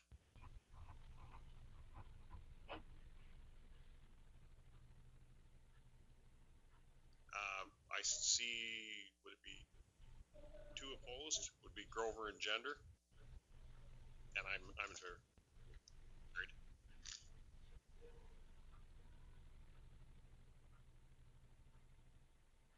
Okay. Request for decision 7-5. Policy PW 2.26 road cleanup program, package or page 11 of our package. I can speak to that. This is just coming out of the budget workshop that council had. This is a policy that we have in place that awards funds and materials and a bit of labor towards community groups and youth groups that wish to clean up our roads in the spring. It's a program we've had for a while, but it was one of the items marked as a potential dollar savings for this year. I have proposed just rescinding the policy. We won't destroy it, rather than some half measure like suspending it, but the intent would be to take it back to policy committee. Alternatively, if council wanted to consider the program still and see if community groups wanted to do it pro bono, they could just remove the compensation from the policy and continue to provide the garbage bags, vests, and refuse pickup. So basically, the cost of the program so far has been about $2,500 a year for the straight compensation piece. And then the annual cost of labor for the pickup, disposal, and administration is about $1,000. So that would be the savings. It would be $3,500 savings if you rescinded the policy completely, and you'd save about $2,500 if you simply removed the recommendation portions of it. There was a question about what roads are typically cleaned up, and I think Yvette, you probably know that answer. Typical roads are the Fen Road, the Resource Road, the one in front of the county shop. We have done some work on the old McDonald Road. We try to keep them to hard surface roadways because of the dust. I know we have done some on the Scholard Road. I think the Big Valley School has worked on that one. And we have done some on 39 too. But again, dust is a concern for us. So those are usually the roads that they work on.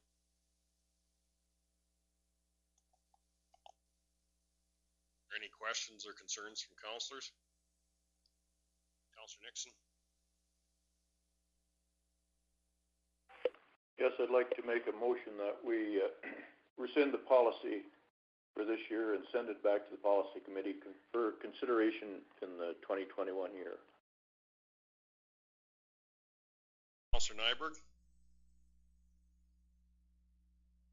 Go ahead, James. Councillor Nyberg.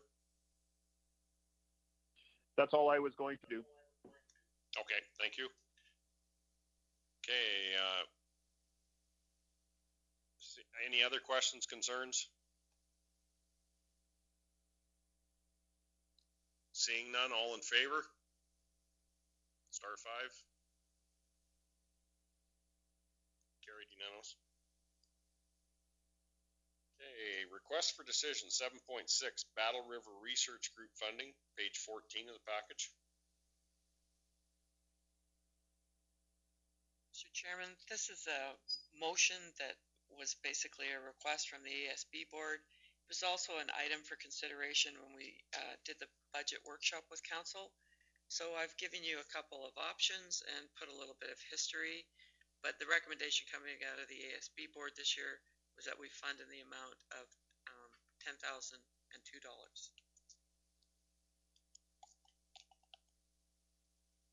Councillor Grover, I see you got a question.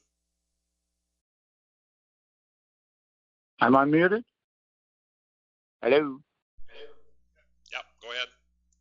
Yeah, why we wanted it to stay at $10,000 this year is because a lot of the grants are, you use that money as bait money to the government, and then we get some, in some cases we get double, some cases if we do the work and we can get triple the money, and that was the only reason for leaving it at $10,000. And then I'd be in favor of putting it to $7,500 next year. That's my input that I said on the board, and that's the reasoning why Cleo there wanted it that way. I think that it's a good board. It does a lot of research for local farmers and not for the government. It's supposed to be a not influenced by the big seed companies, and it's actually in your area or in our area what it is. It's the best thing, what the grass will grow here, grass seed or cereals or canola for that matter. That's all I got to say. Thank you. Mr. Gender?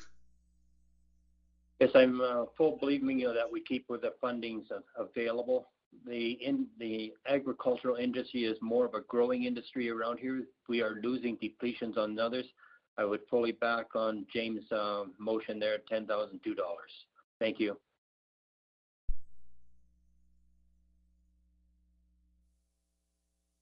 That motion was from a previous meeting, but from Ag Services, yes. Okay, so Councillor Nyberg. So I'd like a little bit of comment from administration budget-wise, how this affects us. Just a comment on that. I do think, unfortunately, this provincial government has beat up heavily on agriculture. We've seen a number of, like the Ag Info Center being shut in, and there's a number of resources that are being cut in the agricultural sector, and I think, like Mr. Gender says, it is a growing industry, and I think it is one that we should continue to fund. So I would put the motion forward. Well, I'd like to listen first to administration's thought budget-wise, and then I would go ahead and make a motion, Mr. Chairman, if that's cool. Back to administration. Well, I mean, we can cover it off in our budget either way. This motion was made at ASB prior to the government cutting our Ag Service grant by $40,000 roughly. But also taking another look after the budget workshop, I also have another proposal to council when we bring back the final budget to be able to cut another 40 some out of the Ag Service budget. So if we left this at $10,000, we would be able to sufficiently cover it off. Thank you. Back to Councillor Nyberg. So with that in light, I would make the motion that council approves the $10,002 to the Battle River Research Group to assist in operation expenses. I know they put on a number of clinics in our area, and hopefully that will continue. I'm not sure how the funding model works, but hopefully we can still get some sort of representation. I'm sure Mr. Grover will make sure that that happens out in our area. Councillor Neitz. Go ahead, Councillor Neitz. I was just going to make the motion, but James made it, so. Okay, thank you. And Councillor Stillberg. Am I on? Yes, you're on. Okay. Yeah, I was just going to comment that since we had our ASB meeting, that we did get cut by $40,000, and so things have changed since then. And also, I was going to say that I know the Battle River Research Group puts on quite a few public events through the year, and I'm not so sure they're going to be able to have those this year. So that might be a saving to them, anyways. So, but anyways, I guess if we fund them fully, we're just going to have to make cuts in our own county somewhere else. Thanks, Councillor Stillberg. Any other questions or concerns?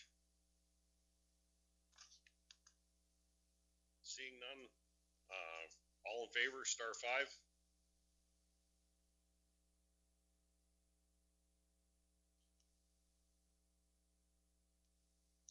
Carried, and opposed would be Councillor Nixon and Councillor Stillberg.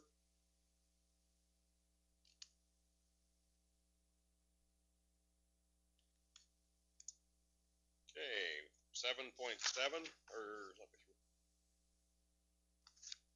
request for decision, approved audit financial statements for Gadsby. It's in our additions package, page 45.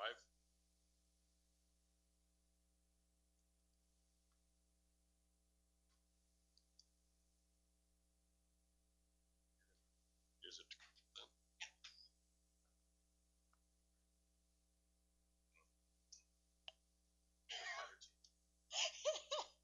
Take it away, Krista. So I spoke to, oh good, mine's on.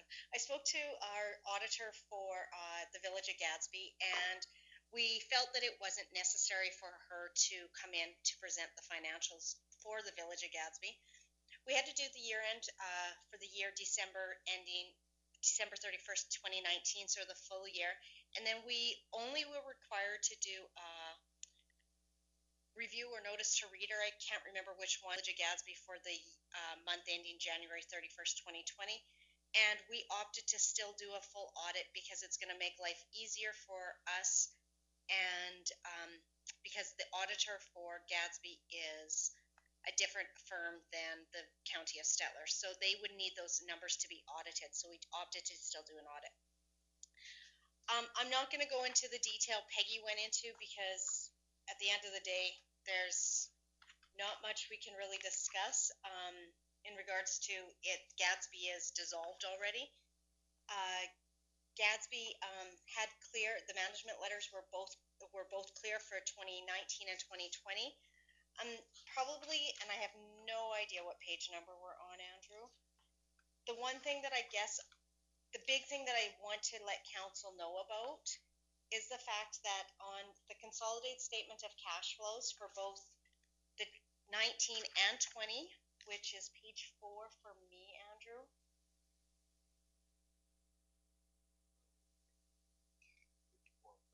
Page 54 of your package. Is that 19 or 20? 19. And so at the bottom, it's got cash and cash equivalents are made up of cash, and then less the restricted portion of cash and temporary investments. So if I go to the note, which I won't make you guys all flip to it, I'll get to it here. Basically, our note says included in the cash and cash equivalents is a restricted amount of $642,596 received from grants held for special projects. Council has designated funds of $21,819 for future operating and capital reserves. Included is a restricted amount of $1901 received from excess funds received from sale of property taxes. Basically, what this is saying is what we hold in cash is $641,000. We're restricted by $666,000. Therefore, there's a loss. So the county is going to have to cover it. Nothing we can do. It's just what's going to happen. So that's the biggest highlight I have to tell you about Gadsby. We've got grants that need to carry forward that Yvette's worked with the government grant bodies on, and those funds will be available for county use for Gadsby projects. Oh, please, no questions.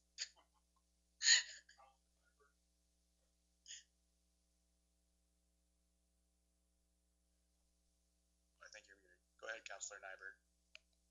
Okay, there. I was just waiting for the chair to recognize me. Thank you. Mr.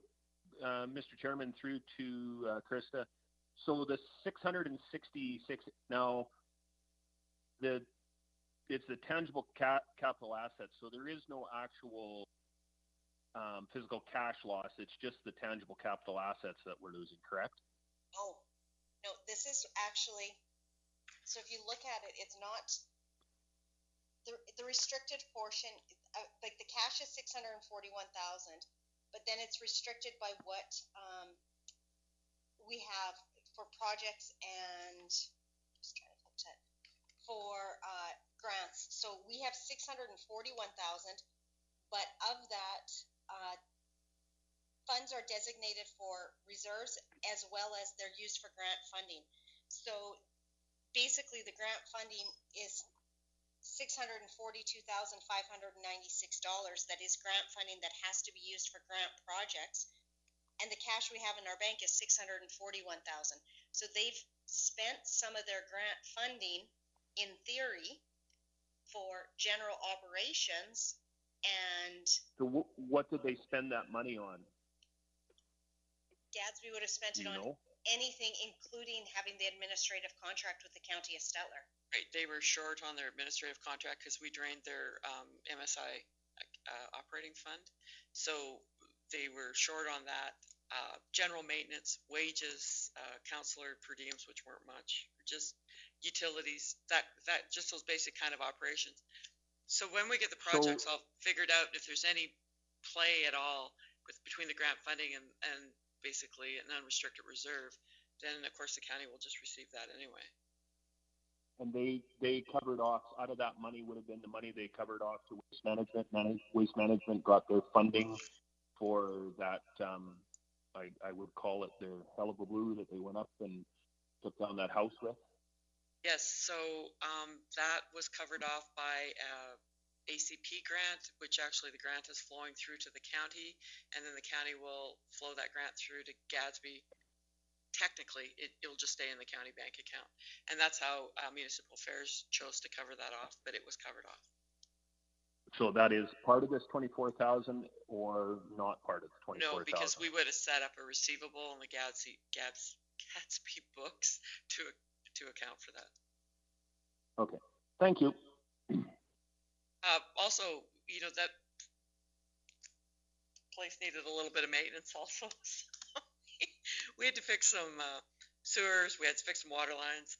We also had to try and repair some roads and some drainage in the last year. A little more than probably what the village of Gadsby would have done. But we aren't out there 24 hours a day, so we had to get it fixed so that, guys weren't going out at 2 o'clock in the morning because somebody's yard was flooding. So.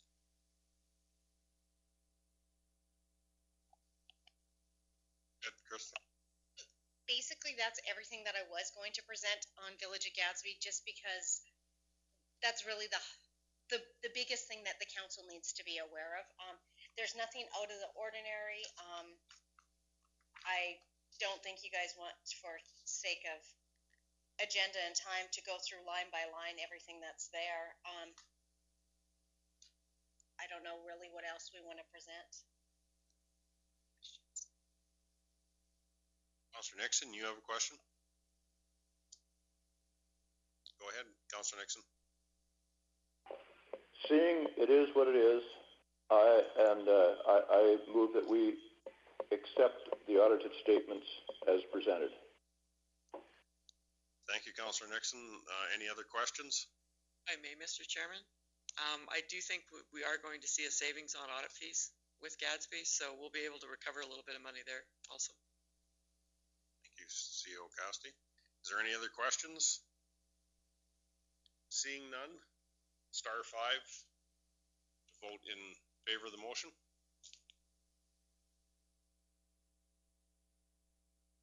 Unanimous. Thank you. Unfinished, I guess it's noon. It falls on to noon. Okay. Unfinished business, request for decision, rural addressing on the border of Lacombe County, page 16 of our regular council package. If I can, Mr. Chairman, I'll take the staff report on this. Rich has been in contact with the GIS coordinator at Lacombe. Of course, as we mentioned, it was Lacombe who's kind of a little bit different from the rest of the province because they did it first. And so by the time everybody kind of settled on something that was a little bit more consistent, they were already addressing their properties. So they had this issue actually already with Clearwater, and the way they resolved it, and you can see it in your package on page 16, is that they just added their logo as another sign under the address for each residence, just to identify the jurisdiction. Basically the cost or even the confusion of readdressing signs and saying, well, on this road, county signs work like this, but on these roads, they don't when we're training first responders. Seems to be, wasn't amenable to Clearwater and Lacombe anyways. And so they're proposing that we do the same thing where we simply add a sign to the bottom of our signs that say County of Stettler, and then as well do some proactive advertising for ratepayers, maybe a direct mail out or an article in the County Connections, just so that they can understand the discrepancies, and then again reach out to our first responders directly as part of their training and identify these sort of gotcha areas in our training materials. Approximate cost, about $12 a sign is what we've got, and there's only about 11 signs the County of Stettler would be responsible for. Of course, we'd make Lacombe do their own signs, so $120, $132 rough cost plus labor. At least the posts are already there, so there's no post mounting, no first calls, etc. They were just attached to the bottom of the sign. Any questions? I see one from Councillor Nyberg. Go ahead, Councillor Nyberg. Thank you, Mr. Chairman. So I would make a motion that we go ahead and go forward with this, the rough cost being that $150. I'm good with that. I think that clears up this issue, and I'm happy with that. Thank you to the staff for the work and the follow-up they did on that. That's awesome. Councillor Neitz. I was just going to make. Oh, can you hear me? I was just going to make the same motion that James did, and I do appreciate what our county has done to try and address these issues that we have along the border. Any other questions or concerns? Star 5. Seeing none, all in favor, star. Oh, is there a question from Councillor Gender?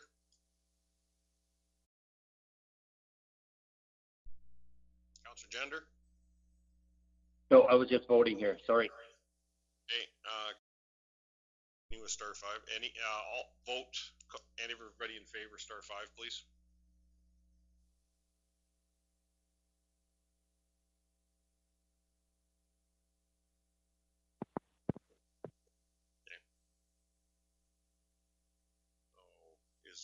They were in favor. They just. Councillor Grover? Okay. So, carried unanimous. So then the confined feeding operation then, or should we? That one will have our planning staff on the line after lunch. So that's would be a great opportunity to kick off there. Kick off there, and everybody back on. Public hearing at 1 o'clock. The hearing's at 1 o'clock, so we need to be prompt when we're back on prior to 1 o'clock. So if we can be on, 5 minutes before, that would be much appreciated. Thank you.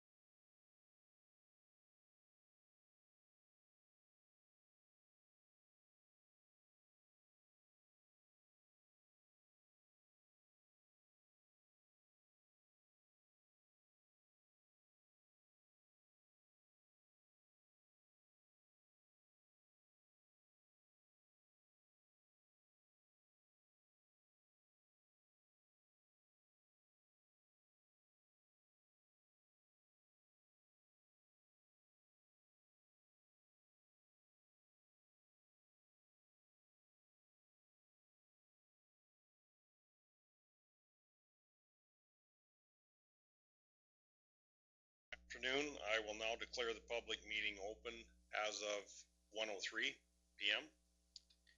I would ask that administration read into the record the councilors and staff attending the meeting.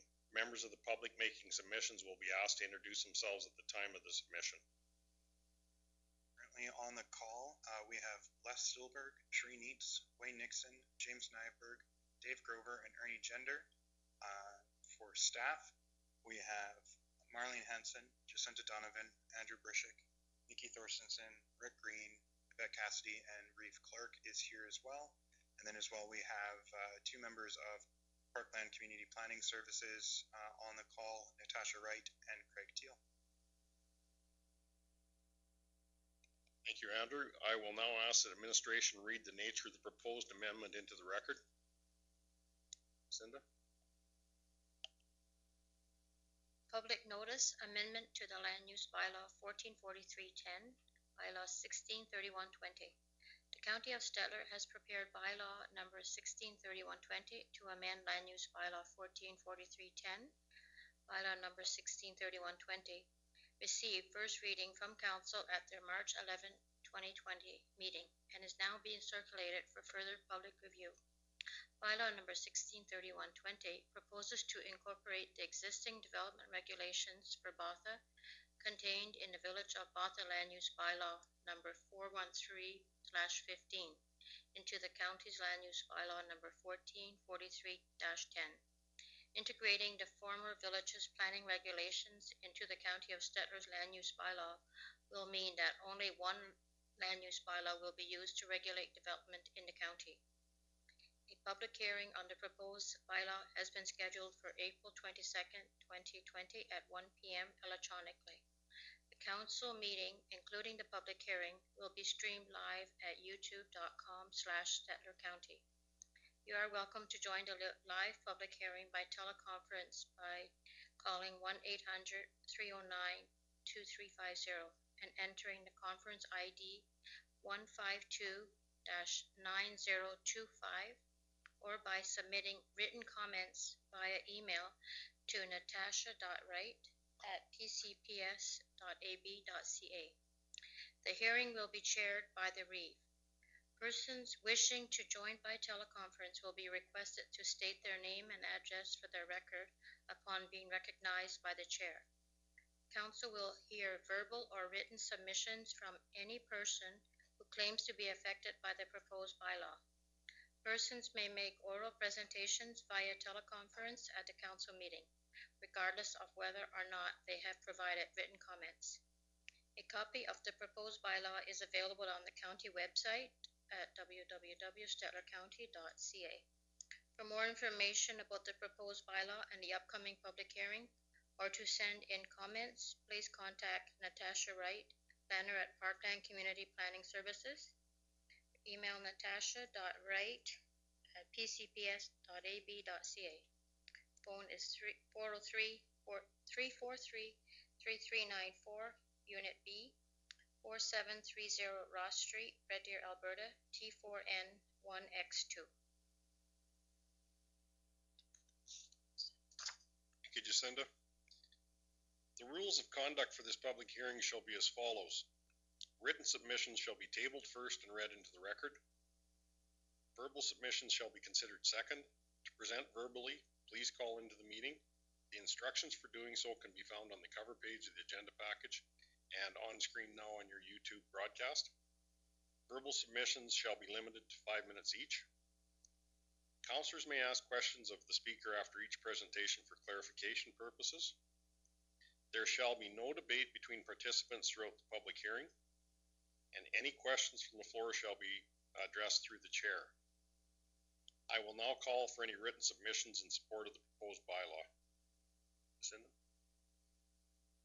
Respond to. Natasha? You're just being unmuted right now. Okay, thank you. Services are muted now, and you may have the floor.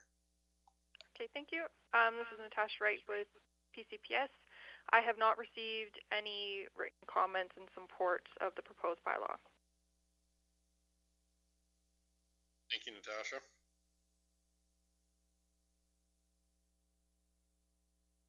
I I shall now call for any written submissions in opposition to the proposed bylaw. Natasha? Okay. I have not received any written comments in opposition to the bylaw either.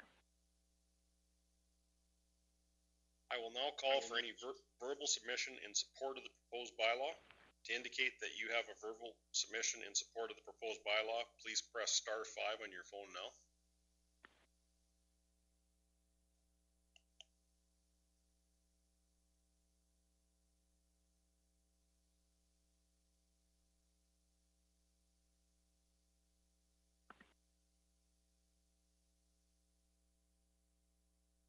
Councillor Gender, you have your hand raised? No, I'm just in favor of it, Larry. Sorry about that. Oh, you didn't have to. There was... Okay. Okay, thank you. I'm calling for any verbal submissions in support of the proposed bylaw.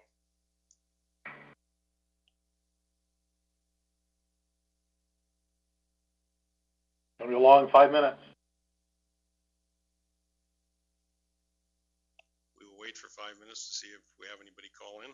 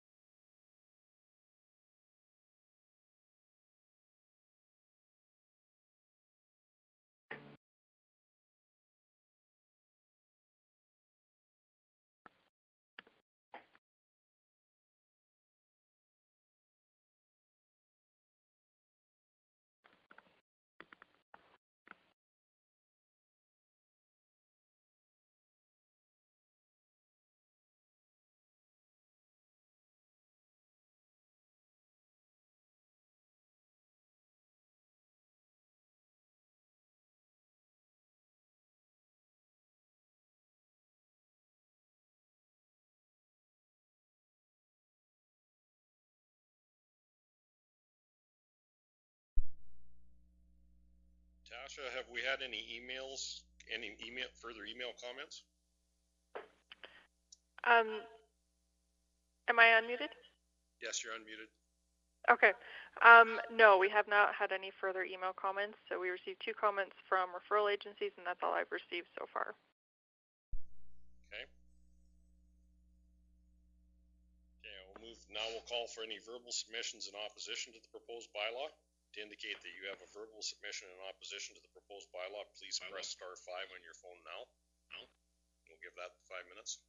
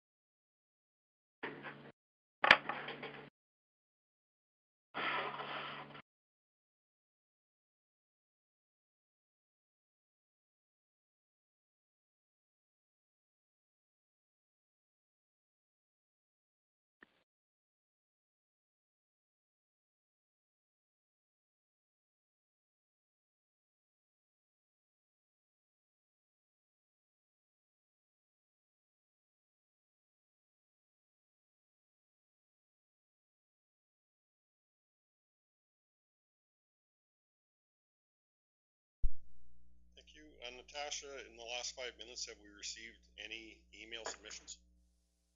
No, we have not. I would now ask if our development officer or Parkland Community Planning Services have any presentations to give or referrals to be read into the record for clarification to the public hearing. I do not have any additional comments to read into the record. Thank you. Next up is seeing no other submissions or questions, I will now declare the public portion of the public meeting closed at 1:19 p.m. Thank you.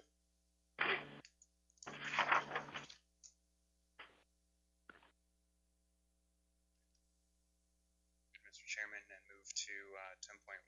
Okay, we will move to 10.1 bylaws. Bylaw 1631-20, land use bylaw amendment for second reading, or second and third reading, I should say.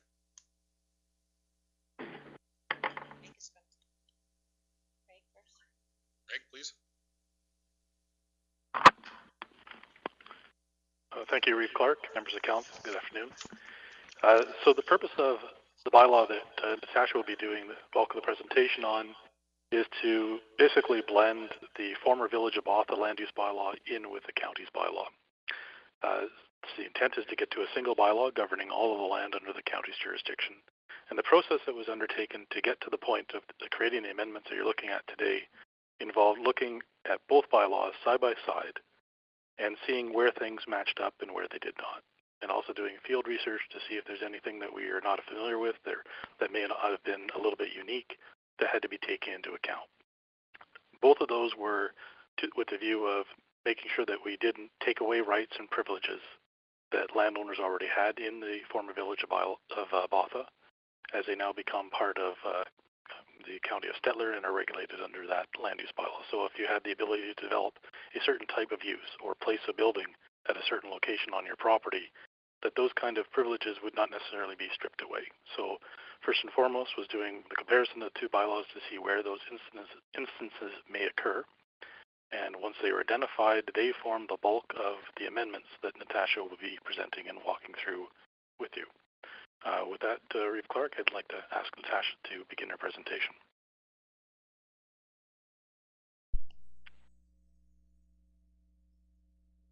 Okay, thank you. Okay, so for the presentation I'm going to do, I'm going to be reading off of the report that is included in your agenda package. I'm going to be starting on page 26 of your agenda package, which is page 2 of the report. So the preamble Craig went over in terms of why we're doing this and what we're trying to avoid. So within the bylaw itself, there are a number of changes that we're proposing to make. So the first one being the addition of 2 new definitions for uses within the county's land use bylaw, being for daycare facility and repair services. These are both within the commercial district. So these are listed uses within the former village's bylaw that there's no comparable use definition for within the counties. So we're proposing to add these definitions to the county's bylaw so those use rights will carry forward for those property owners within the commercial area of the village of Botha, or the hamlet of Botha, I should say. The second proposed amendment is for ancillary buildings, and this is predominantly for the maximum allowable height. So within the former village of Botha land use bylaw, the maximum allowable height was 7.5 meters, whereas the county's bylaw currently limits the maximum height to 4.88 meters. So we are proposing an exception for the hamlet of Botha so that their ancillary buildings can still be built to the maximum 7.5 meters in height to avoid creating any non-conforming uses or buildings. The third proposed amendment would be to the deck provisions, and this has to do with the required or the permissible projections into the required yards. So under the former village land use bylaw, all decks were treated the same regardless of their height above grade, whereas in the county's bylaw, they are separated into ground level or raised decks based on their heights, and they had different allowable projections into the minimum required yards based on that height. So we're proposing an amendment to the section that would maintain the same projections for all decks within the hamlet of Botha, regardless of what their height may be above grade. And now I'm going to move into the districts. So we will be using several of the county's existing land use districts within the hamlet of Botha. The first one being the Hamlet Residential District. So we're proposing that this district be used for all of the existing residential developments within the hamlet. And we are proposing to add new development standards within this district, specifically for the hamlet of Botha. These will include minimum required lot sizes for developments like duplexes and multi-attached dwellings, minimum required lot width for manufactured homes, detached dwellings, duplexes, and multi-attached dwellings, as well as a maximum site coverage of 55% for residential uses. So this will carry forward the existing development standards that these uses have under the former village land use bylaw into the counties. So if someone were to propose any of these uses, they would have the same development standards if someone had proposed them while it was still the village. We're also proposing several exceptions to some of the development standards within the Hamlet Residential District for the hamlet of Botha. The first would be the minimum required front yard.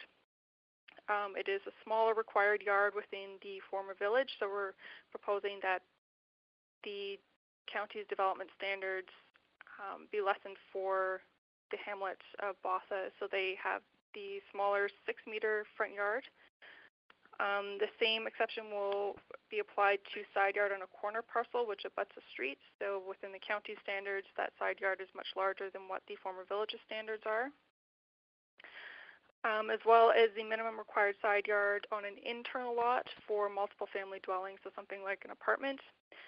It's greater within the former village's bylaw to account for the building being larger than, say, a detached dwelling than what the county's development standards are. So we're proposing an exception there.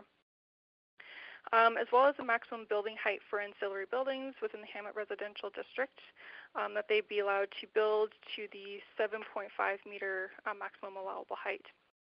And the last proposed change for the Hamlet Residential District is how building height is measured in general. So this proposed change would apply across the Hamlet Residential District and would not be contained to just the hamlet of Botha. And this would look at how building height is measured. So it would be measured from average grade to the highest peak of the roof. And this is different than how it's defined within the county's land use bylaw, which goes to the highest point of the wall. So it would essentially, using this definition, would capture the entire building, including the roof. So we're proposing that that definition be applied to the entire Hamlet Residential District. The next set of proposed amendments are for the Hamlet Commercial District. So this district will be used for all of the currently designated commercial lands within the Hamlet of Botha. So one of the first amendments would be to add repair services as a permitted use within the district and daycare facility as a discretionary use, so matching how they are listed within the former village's bylaw, so that's carried forward into the counties. As well as a couple amendments to accommodate the development standards of the former commercial district under the village. The first is to the required minimum side yard abutting a street, which again has a much larger yard requirement than what the former village's requirement was. So we are proposing that that be taken down to the nil that is within the former village's standards. As well as for the height of the ancillary buildings again. So that's one that's going to come up in the next district as well, to allow ancillary buildings to be built to the maximum 7.5 meters in height. The next district is a public services district. So this will be used for all of the lands that were formerly designated open space. So that would be lands that include the school, where the hall is, and any other municipally owned sites. The first proposed amendment to this district is to add park as a use within the district. So park is defined within the county's land use bylaw, but it has not been added as a use to the district. So we're proposing that change just to make sure that that is a recognized use within the district to protect the existing park within the hamlet of Botha. It also includes two exceptions to the yard requirements for the hamlet of Botha. for the rear yard and side yard. So these yard requirements within the county standards are greater than what the former village's development standards were. So we're proposing that there be exceptions for the hamlet of Botha to maintain those smaller required yards. And the last is the maximum allowable height for ancillary buildings. So we're proposing that the exception be made in this district as well to allow ancillary buildings to be developed to the maximum height of 7.5 meters. And the last proposed change will be the land use districts on the map. So the maps are included within the bylaw itself. There are 3 maps that occur after the report, so on page 35, 36, and 37 of your agenda package. And these maps are depicting the proposed changes to the land use district. So as I said, the existing residential development within the hamlet of Botha will be changed to the hamlet residential district. So that would include lands that are currently zoned R1 and R2 under the former village. There are some lands that are currently designated reserved for future development that have existing residential development on site that will also be changed to the hamlet residential district. And the second is the commercial designated lands under the former village will be changed to the hamlet commercial. All of the lands that are designated public open space under the former village's land use bylaw will be changed to the county's public services district. This does also include some lands that are currently designated reserved for future development under the former village's bylaw. Those lands being along the former railway, which are county-owned lands. So because they're municipally owned, we're proposing that they be changed to the public services district. There are also 2 lots on the north side of 50th Avenue that contain some public utilities that we're proposing to be changed to the public services district as well. And this district will also apply to the ball diamonds as well as the waste transfer sites on the south side of the highway. And the last district that we'll be applying within the hamlet of Botha is the county's agricultural district. So this district will apply to lands that are zoned agriculture under the former village's bylaw, and it will also apply to a couple properties that are zoned reserved for future development under the village's former bylaw that are currently being used for agricultural uses. So those properties are to the south side of the village along the highway. So as part of this process, specifically for the public hearing, it was advertised within the newspaper for 2 weeks. Letters were sent to all the landowners within the village, and referral agencies were also sent a copy of the bylaw for their review and for comments.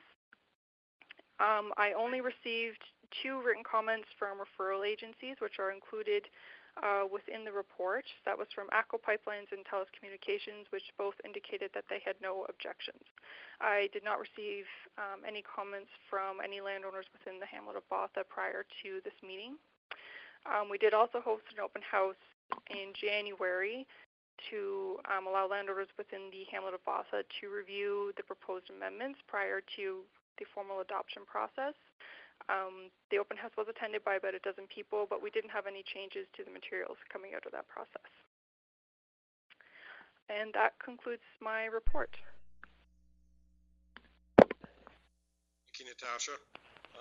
We'll open for discussion. I see Councillor Nyberg is first to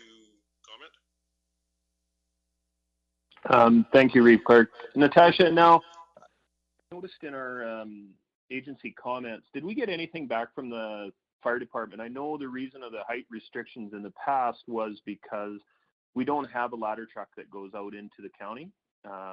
And that was what our biggest reasons that we put the height restrictions on our buildings, auxiliary buildings in the past. Was there any comment back from the Stettler Fire Department, or did you contact them? We did not receive any comments from the Stettler Fire Department. Was it sent to them? I don't believe it was. I will double check my referral list. I do have some concerns because I get the idea that we have to weigh the fact that we don't want to take rights away from anybody, but because some of our villages in the past did not quite comprehend our limitations of our fire service, they were making rules that maybe weren't conducive with what our capabilities were.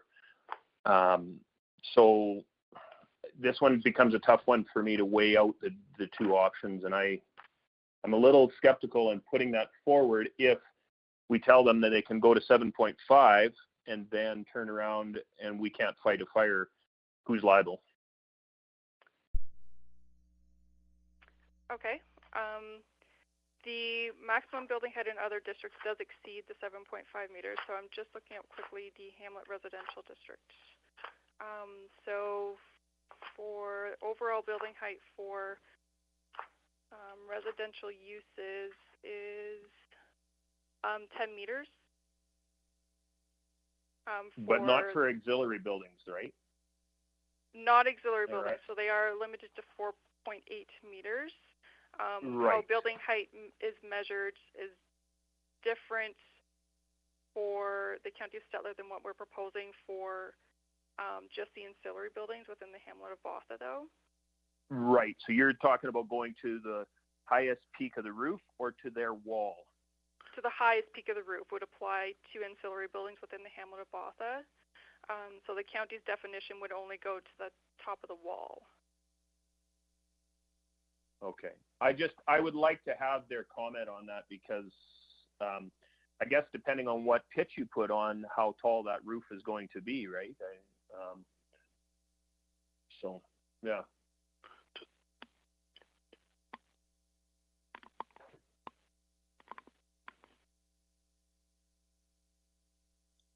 Any other discussion?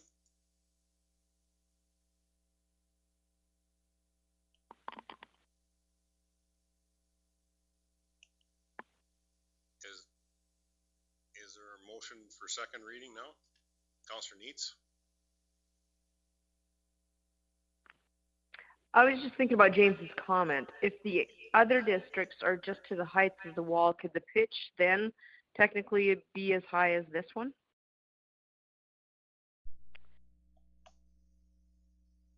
So you're talking about the overall building height?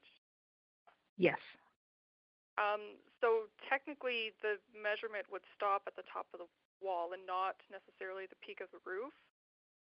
So I guess depending on how big someone wants to build a roof, it technically wouldn't count within the height definition.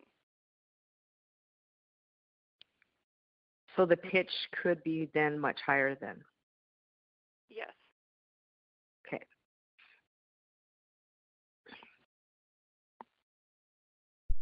That's all. Councillor Nyberg? Go ahead, James. Mr. Chairman, thank you, Mr. Chairman. So is there somewhere that we could, in the bylaw, add a pitch restriction in our building code or somewhere along that way, Natasha?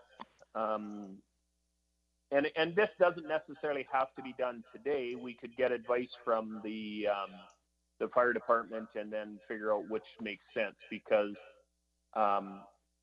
yeah, I mean, ultimately fighting any fire, you want to be on top of it. And if we can't get to that, we're going to be really hamstringing our fire department. And that I have some concerns about that. I know we've done some odd things out at the lake, and I'm not really happy about what we've done in there sometimes either. But Craig has also raised his hand, so do you want to answer this, Craig or Amanda?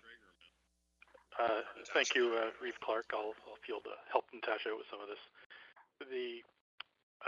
Numerically, the way that we're presenting the material, it looks like we're allowing higher roofs. But because of the interplay with the definition, I think this is actually what we're proposing for Botha is actually more restrictive than what could occur under the current definition of height used elsewhere in the county. To answer the question of is there a way we could regulate the height of the roof, in most bylaws, you would do exactly what we're proposing for the hamlet of Botha, is you'd measure to the top peak, regardless of what elements of structure got you to that point. So if you're only able to respond to things that are 25 feet high, then that's you have to make sure that the full structure falls without or below that 25-foot mark. In my view, we may have a solution here for the hamlet of Botha, but that doesn't address the bigger question that Councillor Nyberg is asking about in terms of height across the rest of the county. And certainly that could be looked at to give greater clarity or certainty on how that item is managed. Councillor or Reeve Clark. So my only concern is I'm not sure what we can fight at the top of our. If I knew that, if we had the fire department said yes, we can fight fire at 25 feet, I'm good. We're good to go. I don't have a problem with it. That's my only concern. Without checking into it, and we get a fire out there, and they've built the building to 25 feet, and they say, well, we're only allowed actually to fight to 23. I just don't want to inadvertently cause a situation that we could be held liable for, right? Because we're not thinking this completely through. So the planning side of it makes sense to me and it works. I just think we need to know what that number needs to be. If that's the case, this should probably be tabled till next meeting to get confirmation on it. Yeah, maybe. I don't know. Administration, what is their thoughts? It's certainly reasonable to table it, and we can bring it back, or you can give second reading to, confirm your intent to move forward with it, and then table third reading to a prior meeting or a following meeting. And Mr. Chairman, I would give you second reading. Like I said, I have no problem with the planning of this. I just want to confirm that our fire department can make that.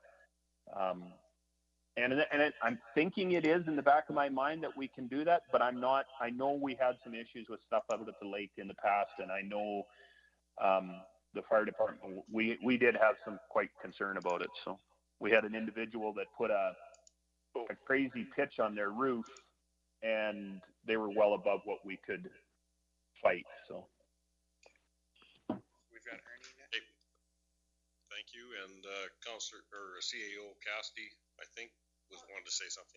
I was just wondering if we would be looking at making this change unilaterally across Air County, and we've got to be careful for the ones that we have allowed. So would we pass this bylaw and then look at the restrictions on throughout the land use bylaw, or do you want to table this and bring it in after we get a chance to look at it?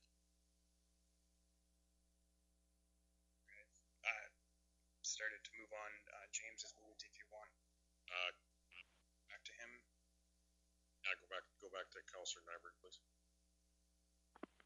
Councillor Nyberg. James, go ahead. Thank you, Councillor Clark or Reeve Clark. I have no problem.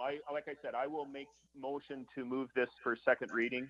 I have no problem, but I think it does warrant us to have a second look at it. And go forward from there. So I think we would even have a quick phone call to our fire chief, and he would be able to confirm to us what he can fight fires at, what his height is.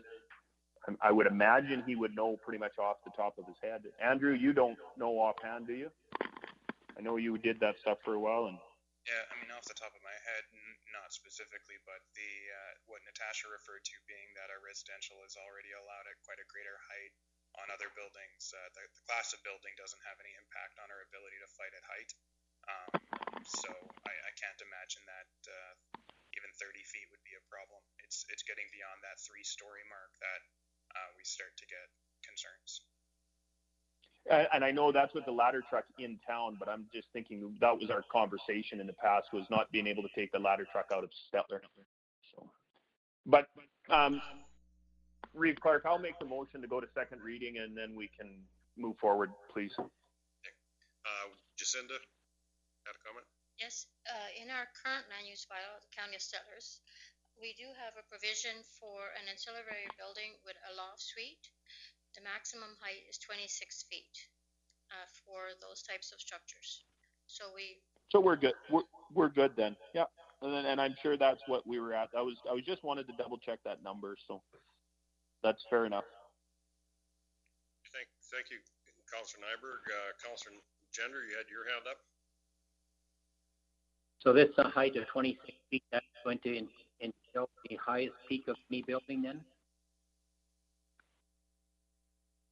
Well, the maximum height, again, it would be at the roof. So if we're at the top of the wall, so it could actually be higher than 26 feet if we're looking at the Still have a problem. the definition of the maximum height for the wall. Yes, and we ran into that. We had discussed this while we were reviewing the two bylaws, where we should probably amend them to have it consistent for all the districts, where we measure the top of the roof rather, or the highest peak rather than the wall. So we had intended to move that revision forward later when we did further amendments to the bylaw. Does that answer your question, Councillor Gender? Pretty much so, but if you look at a straight building, you could the peak and the wall could be all the same height too, and it could be difficult to fight a fire too. Just to further to that, sorry. Yes, go ahead, Jason. Further provided that the eaves of the parapet does not exceed 22 feet above the average grade, and that was the recommendation or the requirements from our fire department. So 22 feet above the average grade at the eaves. So we're not considering, so that would be an additional 4 feet allowance for the loft space. Okay, yes, so like I do find, say, like in the village of Botha, they are allowed 20 higher than that, so they could go with a straight wall building up to the maximum height, which would be the peak and the wall.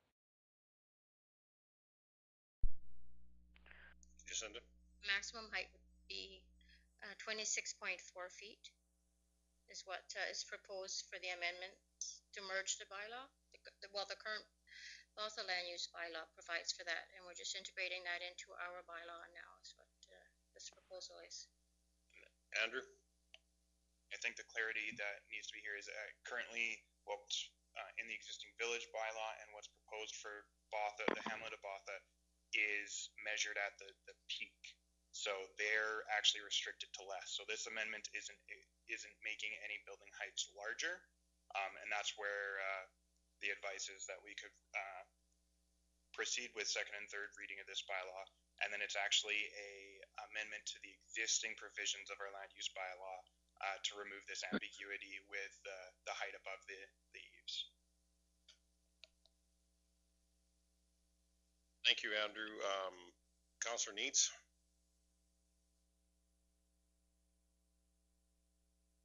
So it sounds like we could proceed with going forward to second and third reading since Botha is lower than our own bylaw states in all of our other hamlets and areas.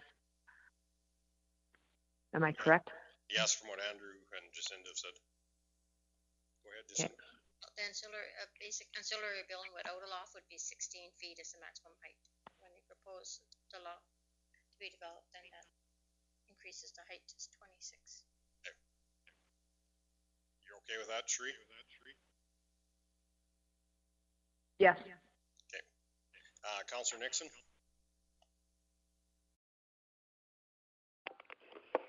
Yes, I was just going to point out that every time somebody up at the lake has wanted to build a height of a building of a certain height, we had to go through this with the fire department, and we've done it in the past, and it's been, and that's what our guide has been. So there is no reason that we can't give this second and third reading. It fits.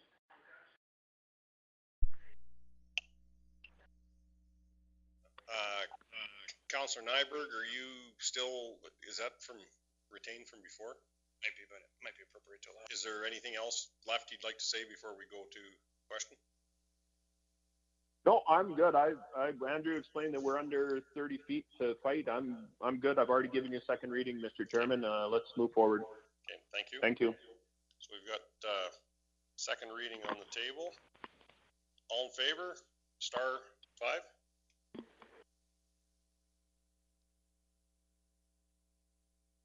Unanimous.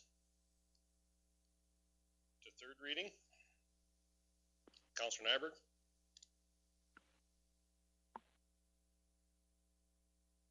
Councillor Nyberg?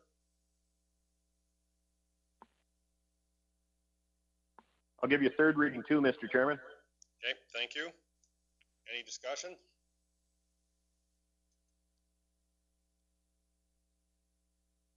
Councillor Grover? Councillor Grover, did you have discussion? I would like to hear from our fire chief that this is the way it should be. So I won't be voting for it, but we can carry on anyhow. It's had third reading put forward. Okay, and then That's all. Okay, well, thank you, Councillor Grover. Councillor Nyberg, did you have something else? I was voting. Sorry, Mr. Chairman. Okay. A little quick on my thumbs. Okay. Councillor Neitz?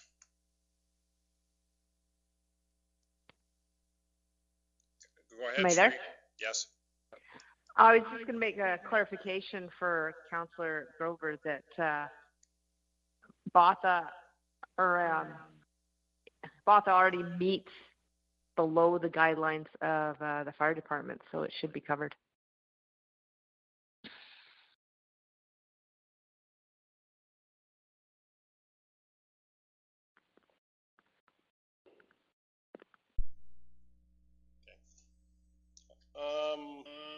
We will take this to vote for third reading. We have a motion. All in favor, star 5.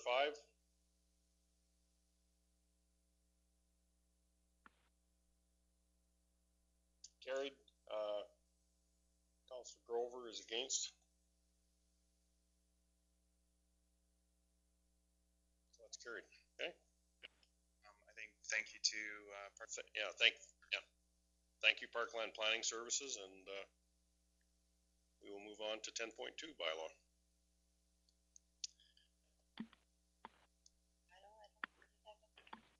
.2 bylaw 1633-20. Sorry, just for we should jump back to 9.1, which is the memo from Jacinta on feeding operation. Okay. Okay, we will jump back to 9.1 under agenda items. Memo confined feeding operation application southwest of 1942-17 west 4, page 17.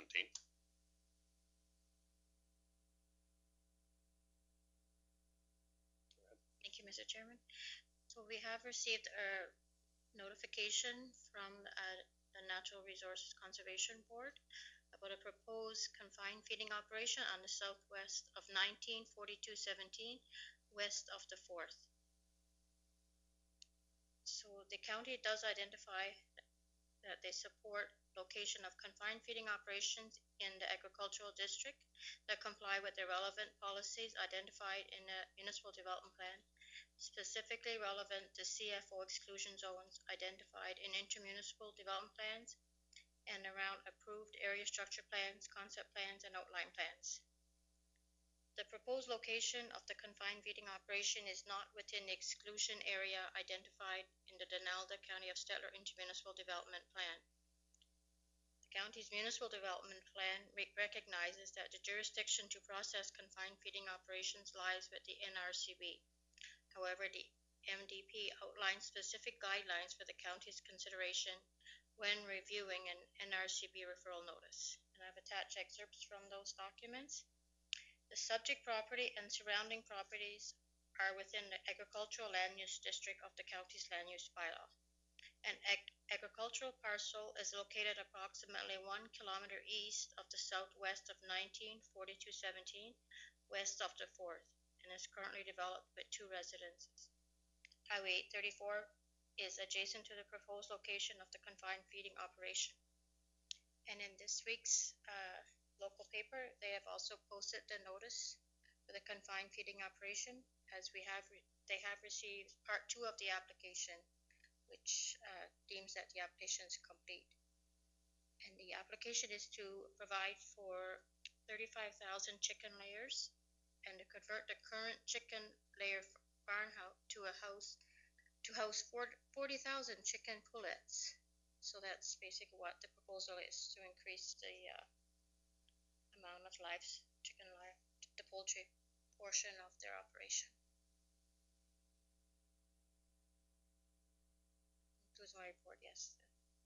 Thanks, Jacinda. Is there any questions or comments on this? Star 5. I myself do have one with the fact that they're basically going from 14,000 birds to 75,000 birds maximum. So it is a huge increase. Where it's located up by the Denelda colony maybe is a perfect spot for it. But from a confined feeding operation where some of the other ones are located, it does concern me when you can expand that greatly and to what effects it could have on surrounding neighbors, etc., even though it is deemed as agriculture. Any other questions, comments? If not, somebody would accept for information.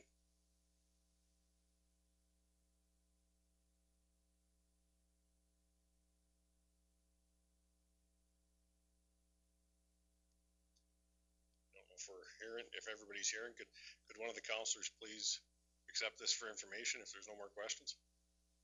Councillor Stillberg? I move that this information that we have just been presented to us be accepted for information. Thank you. Any other questions, concerns? Seeing none, star 5 for approval, for acceptance.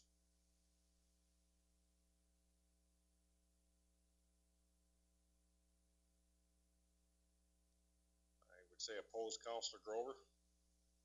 Carried. Okay, so now to bylaw 1633-20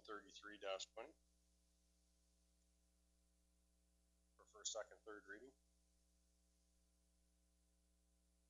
The fee bylaw, the page number is page 39. Yeah. I can present this one. So this again, as many things today, have stemmed from that budget workshop we held with council recently. So we just wanted to give consideration for establishing a user fee for the removal of beaver dams, and to expand the road inspection fees for heavy equipment, not increase them, but expand the circumstances under which they could be charged. And then at the same time, there were a few housekeeping items that needed to be cleaned up, and I think might give rise to a bit of a conversation for clarity for staff on one of the issues, and I'll touch on that as we get there. So of the housekeeping changes to start with first, Schedule C, Section 2, we had signs. Previously, we listed actual prices for each sign. Those costs fluctuate, and it doesn't seem practical to continue to list them. So we're just proposing eliminating the list and replacing it with the actual sign costs, which can always be supported by documentation. Schedule C, Section 4, snow plowing. So a couple seasons ago now, the council enacted a policy to recover costs for administering the snow plowing program. That charge is listed in the policy, and a bit of debate with staff back and forth has revealed some inconsistencies and some lack of clarity in that policy. So what I had put forward in the fee bylaw was a $100 charge, which is what I understood to be what we charge for the snow plowing. But it was also raised that it may have been the intent from council to also have that administrative fee apply to laneway grading, which has a further $50 per half mile or per quarter mile charge associated with it. So we may want some clarification on if that was council's intent at the time, was for that administrative fee to apply to both. Otherwise, the fee bylaw as it stands is fine. But if not, we would need to make an amendment and table that change to a later meeting. Lastly, on the housekeeping changes, we did originally give a discount to private land spraying in the POC program area for absinthe wormwood for the first year. However, we're past the first year, so we're just eliminating that. And so these substantive changes that actually change the payment requirements. First is that road inspection bit I talked about. Right now, we just say if you're an overweight truck, you require a road inspection, but we're doing lots of road inspections for road bands and some over-dimensioned stuff. So it wasn't broad enough. We weren't recovering most of our costs. And so we're just proposing to expand that. Basically, if you can't follow the way the road is built and signed and you need an inspection to verify that, then we want to get paid for it at the same rate that we've established in the past. And then lastly, the actual new addition is removal of beaver dam under the ASB schedule. So that's proposing to add a user fee to only partially recover the cost of the beaver dam. We're proposing $150 per dam. That aligns with other municipalities who are charging for the service. It's not full cost recovery. Estimates put the cost a little closer to $650, depending on the size and the location.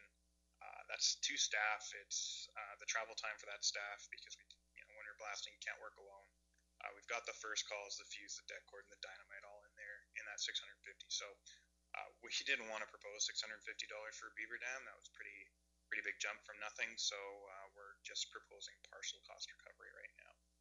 Obviously, the removal of beaver dams for municipal purposes, such as protecting our infrastructure, is subject to exemption by the CAO's authority under the bylaw already. So we didn't put in anything specific to municipal blasting.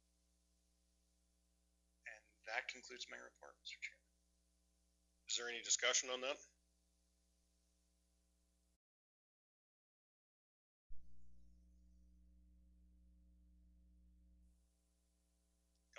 Hello. Go ahead. Yes. On page 28, it'd be number 4B under the snow plowing, where it says snow plowing a private laneway $100 per season. But then underneath that, it says also fee will be charged for the administration of inspecting the laneway each snow season and will cover that season only. I'm just wanting clarification on that second part where it says fees will be charged. That's describing the $100 fee. Specifically, it's describing that fee is for the administration. It was in the former policy, and we thought it prudent to bring forward into the fee bylaw for transparency's sake that the fee is not for the grader being on your lot. It's for the actual cost of the administration, which came from policy committee to avoid anyone looking for refunds on a light snow season or things like that. Okay. Thank you very much. Councillor Grover? Yeah, Ernie beat me to the punch there. It's just $100 strip flat, and that's the end of it, right? That's correct. I'm good with that. I just thought maybe we were going to charge them $100, then we're going to charge them for somebody to come around and inspect everything. And the beaver dam, I thought it was $100. It's $150. 150 is the proposal that we came up with based on the neighboring municipalities, but absolutely that's subject to the direction of council. I see, but staff come up with this number? That's correct. We never talked about it again. We never talked about it before. We had Ag Service Board. About that number? That's right. This discussion stemmed specifically from that council budget workshop, and a few numbers were thrown out at that time between 100 to 150 and straight cost recovery. And cost recovery was excessive, so we went to 150, which matched our neighbors.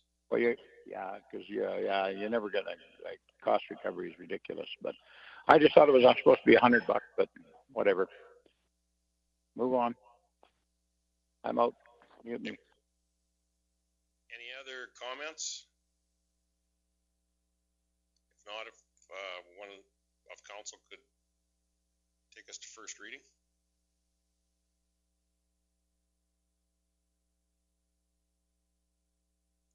Councillor Gender? I'll go to first reading, please. Any discussion? Seeing none, all in favor, star 5.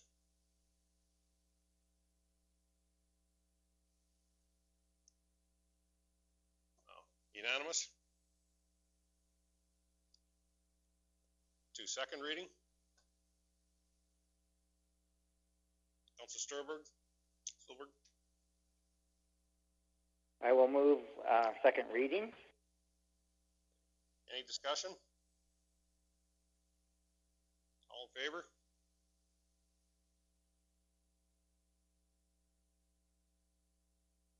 Unanimous. Motion to move to third reading. Okay. A motion to move to third reading. Councillor Nixon. Go ahead. I'll make that motion. Okay. Motion to go to third reading? Okay, so now we need the vote. Yeah, vote for third reading. All in favor?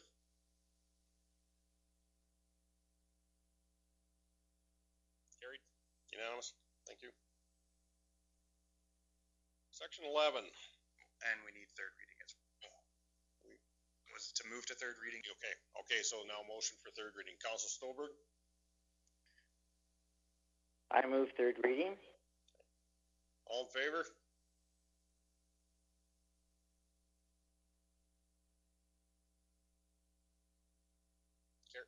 Yeah, Les is the one. Yeah, carried. Unanimous. Okay. Thank you. Take us to reports. Chief Administrative Officer's report. There was questions put in, but did you answer all of them, Yvette?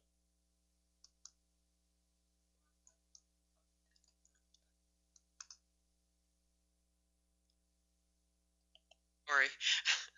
I think I've answered all the questions. If I haven't, please remind me. I have 2 outstanding when we get to the check register. Any other questions on Chief Administrative Officer's report? Councillor Gender? I'm just looking at page 86. I'd sent in a question to Yvette, like when rushing down that part off the road, is this fine? Is this something that we're going to have to look at the policy later in future for fence line cleanup to reduce the brushing costs? Thank you. Mr. Chairman, maybe Rick can comment to that. That was one that I think sat on the brushing request list for a year. Scottipold Ranches, I think, and we were just cleaning that up and just finished it this spring. Rick, do you have any comments?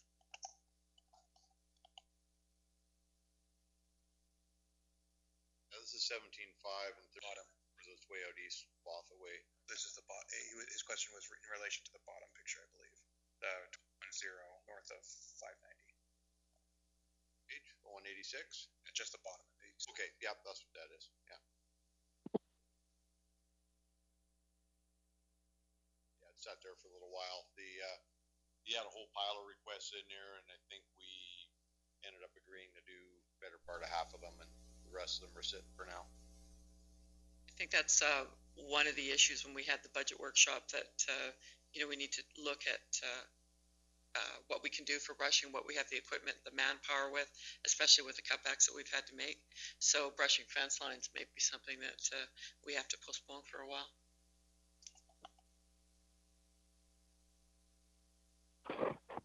Is there any other questions or concerns on that?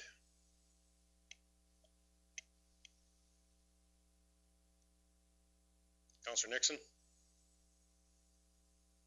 Go ahead, Wayne. I'll move the Chief Administrative Officer's report. Okay. Any other comments? Councillor Grover? Yes, Rick Clark. I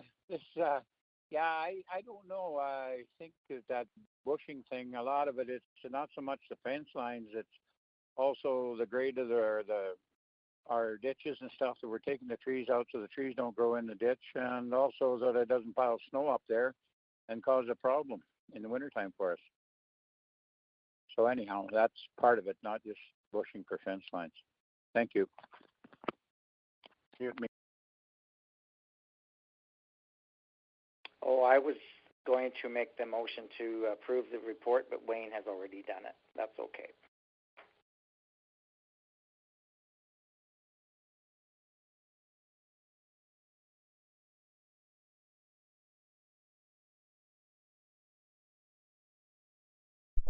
Yeah, I was muted by Andrew. I thought I was off, but okay. If there's no other comments, star 5 for in favor of accepting the report.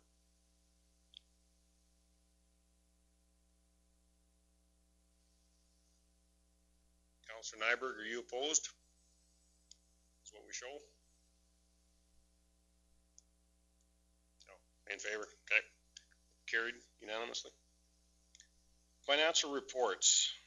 We've got 11.2.1 accounts payable register, 11.2.2 bank reconciliation, February 29th, 2020. 11.2.3 reserves, February 29th, 2020, and 11.2.4 year-to-date budget, February 29th, 2020. And Councilor Yvette, you said you had other questions on them? I do, Mr. Chairman. I did have a request for check number 025745 to James Marshall Trucking in the amount of $142,460.53. That is the contract haul from 2019.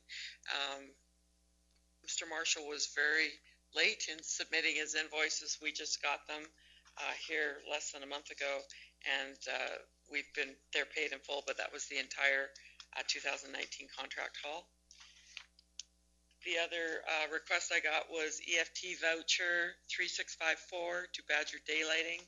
This is basically to locate a water line in the village of Botha to complete the drainage project that we have on the books for this year.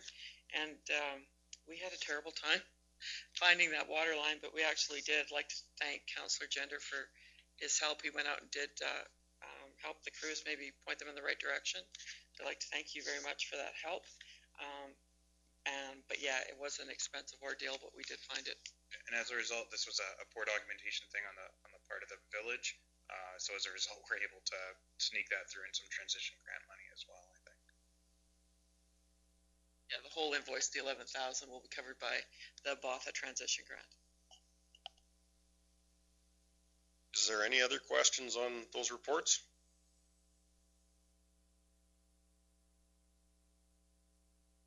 Seeing none, if I can ask someone to make a motion to move them. Councillor Grover? Councillor yes, Grover?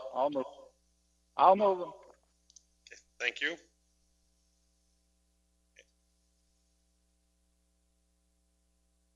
You gonna clear the others, or? Councillor Gender, were you just looking to move as well? Yeah, I was just looking for going. Okay, I'm just going to lower all hands and we'll get the vote going. Sorry about that. Okay, if there's no further questions, all in favor of moving those reports? Star 5. Carried. Unanimous. Councillor fee sheets 131. Was there any questions on them?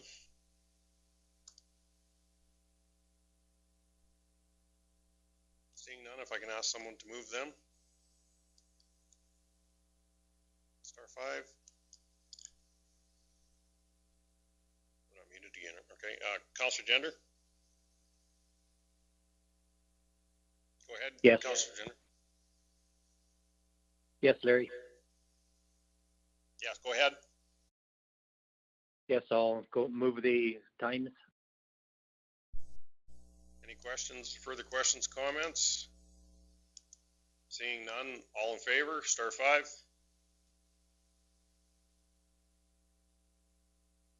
Carried, unanimous. Councillor committee reports, very short list. Councillor Stulberg, Stettler Public Library and FCSS. Is there any questions or comments, or is there anything else you want to add, Les?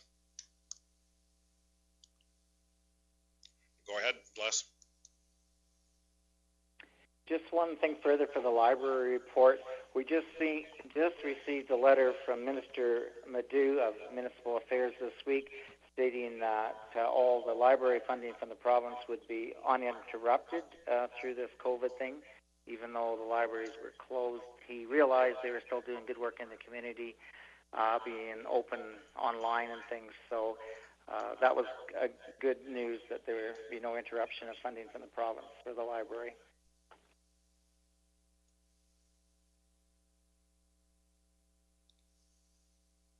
If there's no other questions, could I ask someone to move those reports? Councillor Neitz. Go ahead, Sheree. Yes, I'll move them.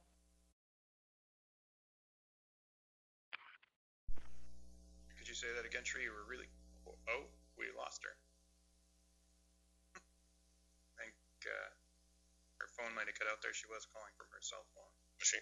Or maybe it died. could I ask someone else to? Okay, Councillor Nixon? Yes, I would make that motion. I'd like to add that Sheree and I were at a Rural Crime Committee meeting the other day, and since that time, somebody has stolen some firearms from a house off 850, just north of 601. So I just remind people to, in light of things that have been happening, lock your guns up and remind your neighbors to do the same. Okay, thank you. And I will make a motion to receive the reports. Okay, thank you. Did Councillor Grover or Councillor Gender have anything to add? Or? Okay, put your hands are down. So if there's no further questions, all in favor?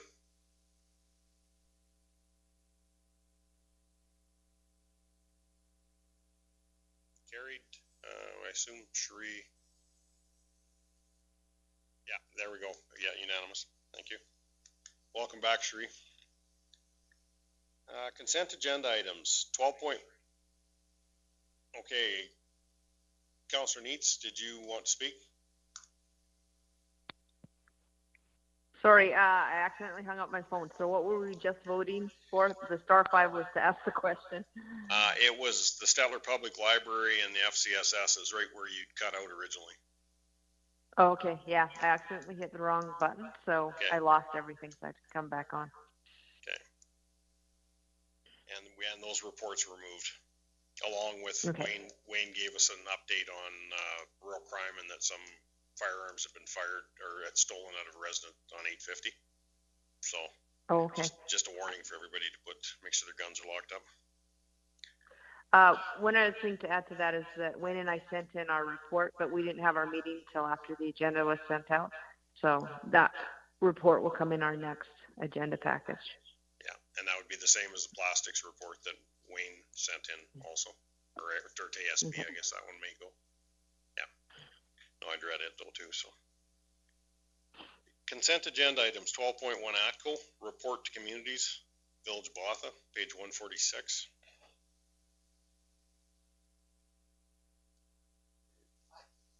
I have no comments, so just for information, unless anyone had any questions.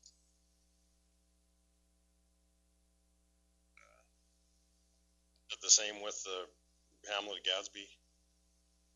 And the music festival, thanks Wayne for his donation, and they'll just hang on to the money. Go on, take the money and run. Yeah. Okay, is there any questions or comments on any of those consent agenda items? Councillor Councillor Nyberg. Go ahead, Councillor Nyberg. I would move them to be received for information. Okay, thank you. Is there any questions or concerns? Councillor Neitz. Go ahead, Councillor Neitz. Are you looking to? Okay, can you hear me now? Yeah. My question was on the ATCO with the lines going out there. I know you sent, or was it in the email where they had all the lines drawn out? Are we going to have further discussions with them? There's a different report than that, Sheree. This is a report. What was that? This report is for the ATCO franchise fee structures for like the okay. Hamlet of Botha. Yeah. Okay. So further discussion later. We can quickly answer that just with the Central East Transfer Out project. All of the comments that council's provided have been provided to ATCO.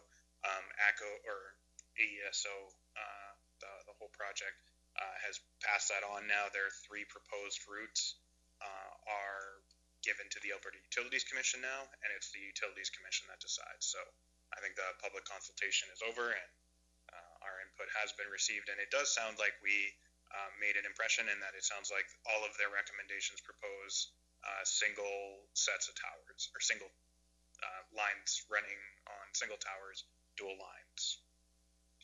Is that better than I did, Yvette? So I think they listened. They also, when I attached the map with the broken pink line, those are the two recommendations going to the Utilities Commission. If council has a preference for one of those pink dotted lines, if you let me know what it is, I can send that in. And they were willing to send your recommendation in with their report. What the commission chooses, I guess it's out of everybody's hands, but they were willing to do that also. Now, one of my concerns was going. Am I still on, Andrew? One of my concerns was going through some of the residential areas, driving up 220. There's a lot of homes up there where that line would be going through. So I would like to see that they actually notify, sit down, talk with some of those residents if it's going to go right beside their houses. That would be part of what their public hearings and everything were, and those proposed routes, which has created confusion to everything because they've got a whole bunch of people fighting against, basically hoping that the route goes a different direction past a different neighbor. Yeah, because there are some residents with those power lines there now that is literally right beside their house. Yes. So we've got a motion on the table to accept the 3 consent agenda items. Any other questions on that? If not, star 5 to vote in favor of accepting.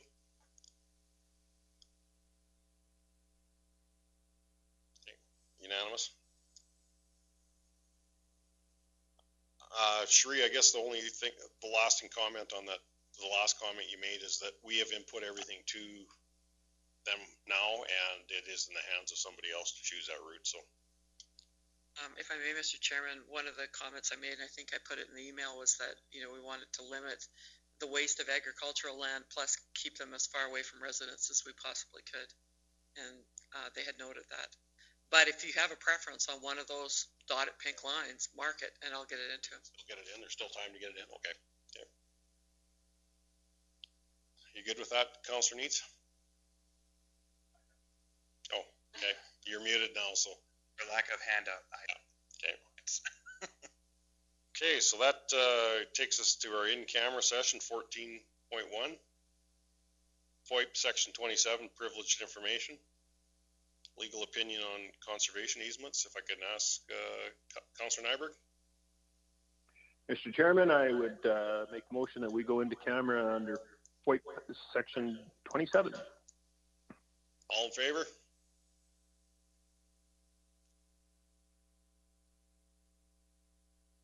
Carried unanimously. Okay.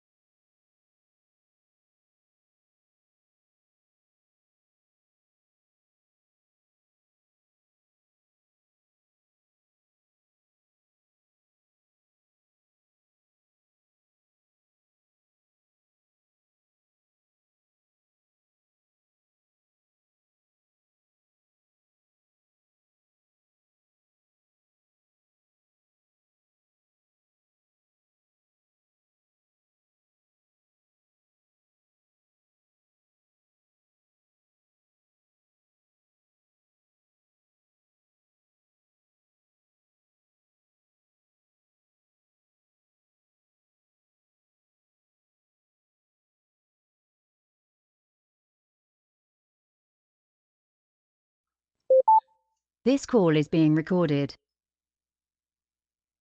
Now we are back in the public agenda. Public agenda, and is there anything else that we need to decide on here?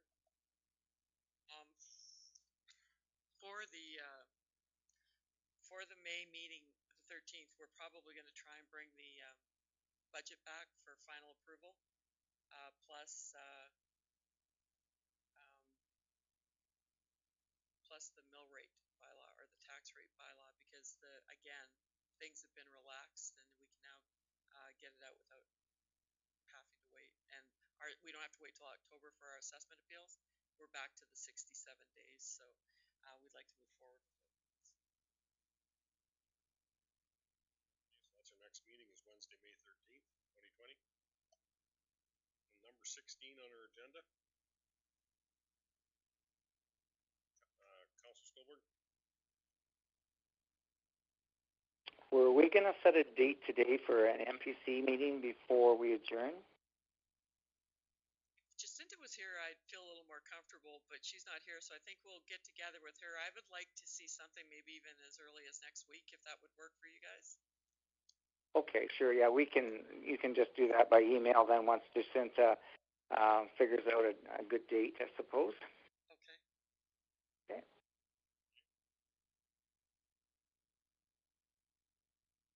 Anything else? If not, number 16 is adjournment. We need someone to. Councilor Nyberg? Go ahead, Councilor Nyberg. I would give us a motion to adjourn, Mr. Chairman. Okay, thank you. Star 5 for all. Just wait a second.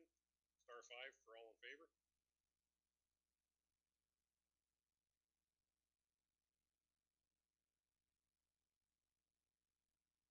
Okay. So there's that. That's unanimous. Thank you, everybody, and thanks for the patience of working through this without.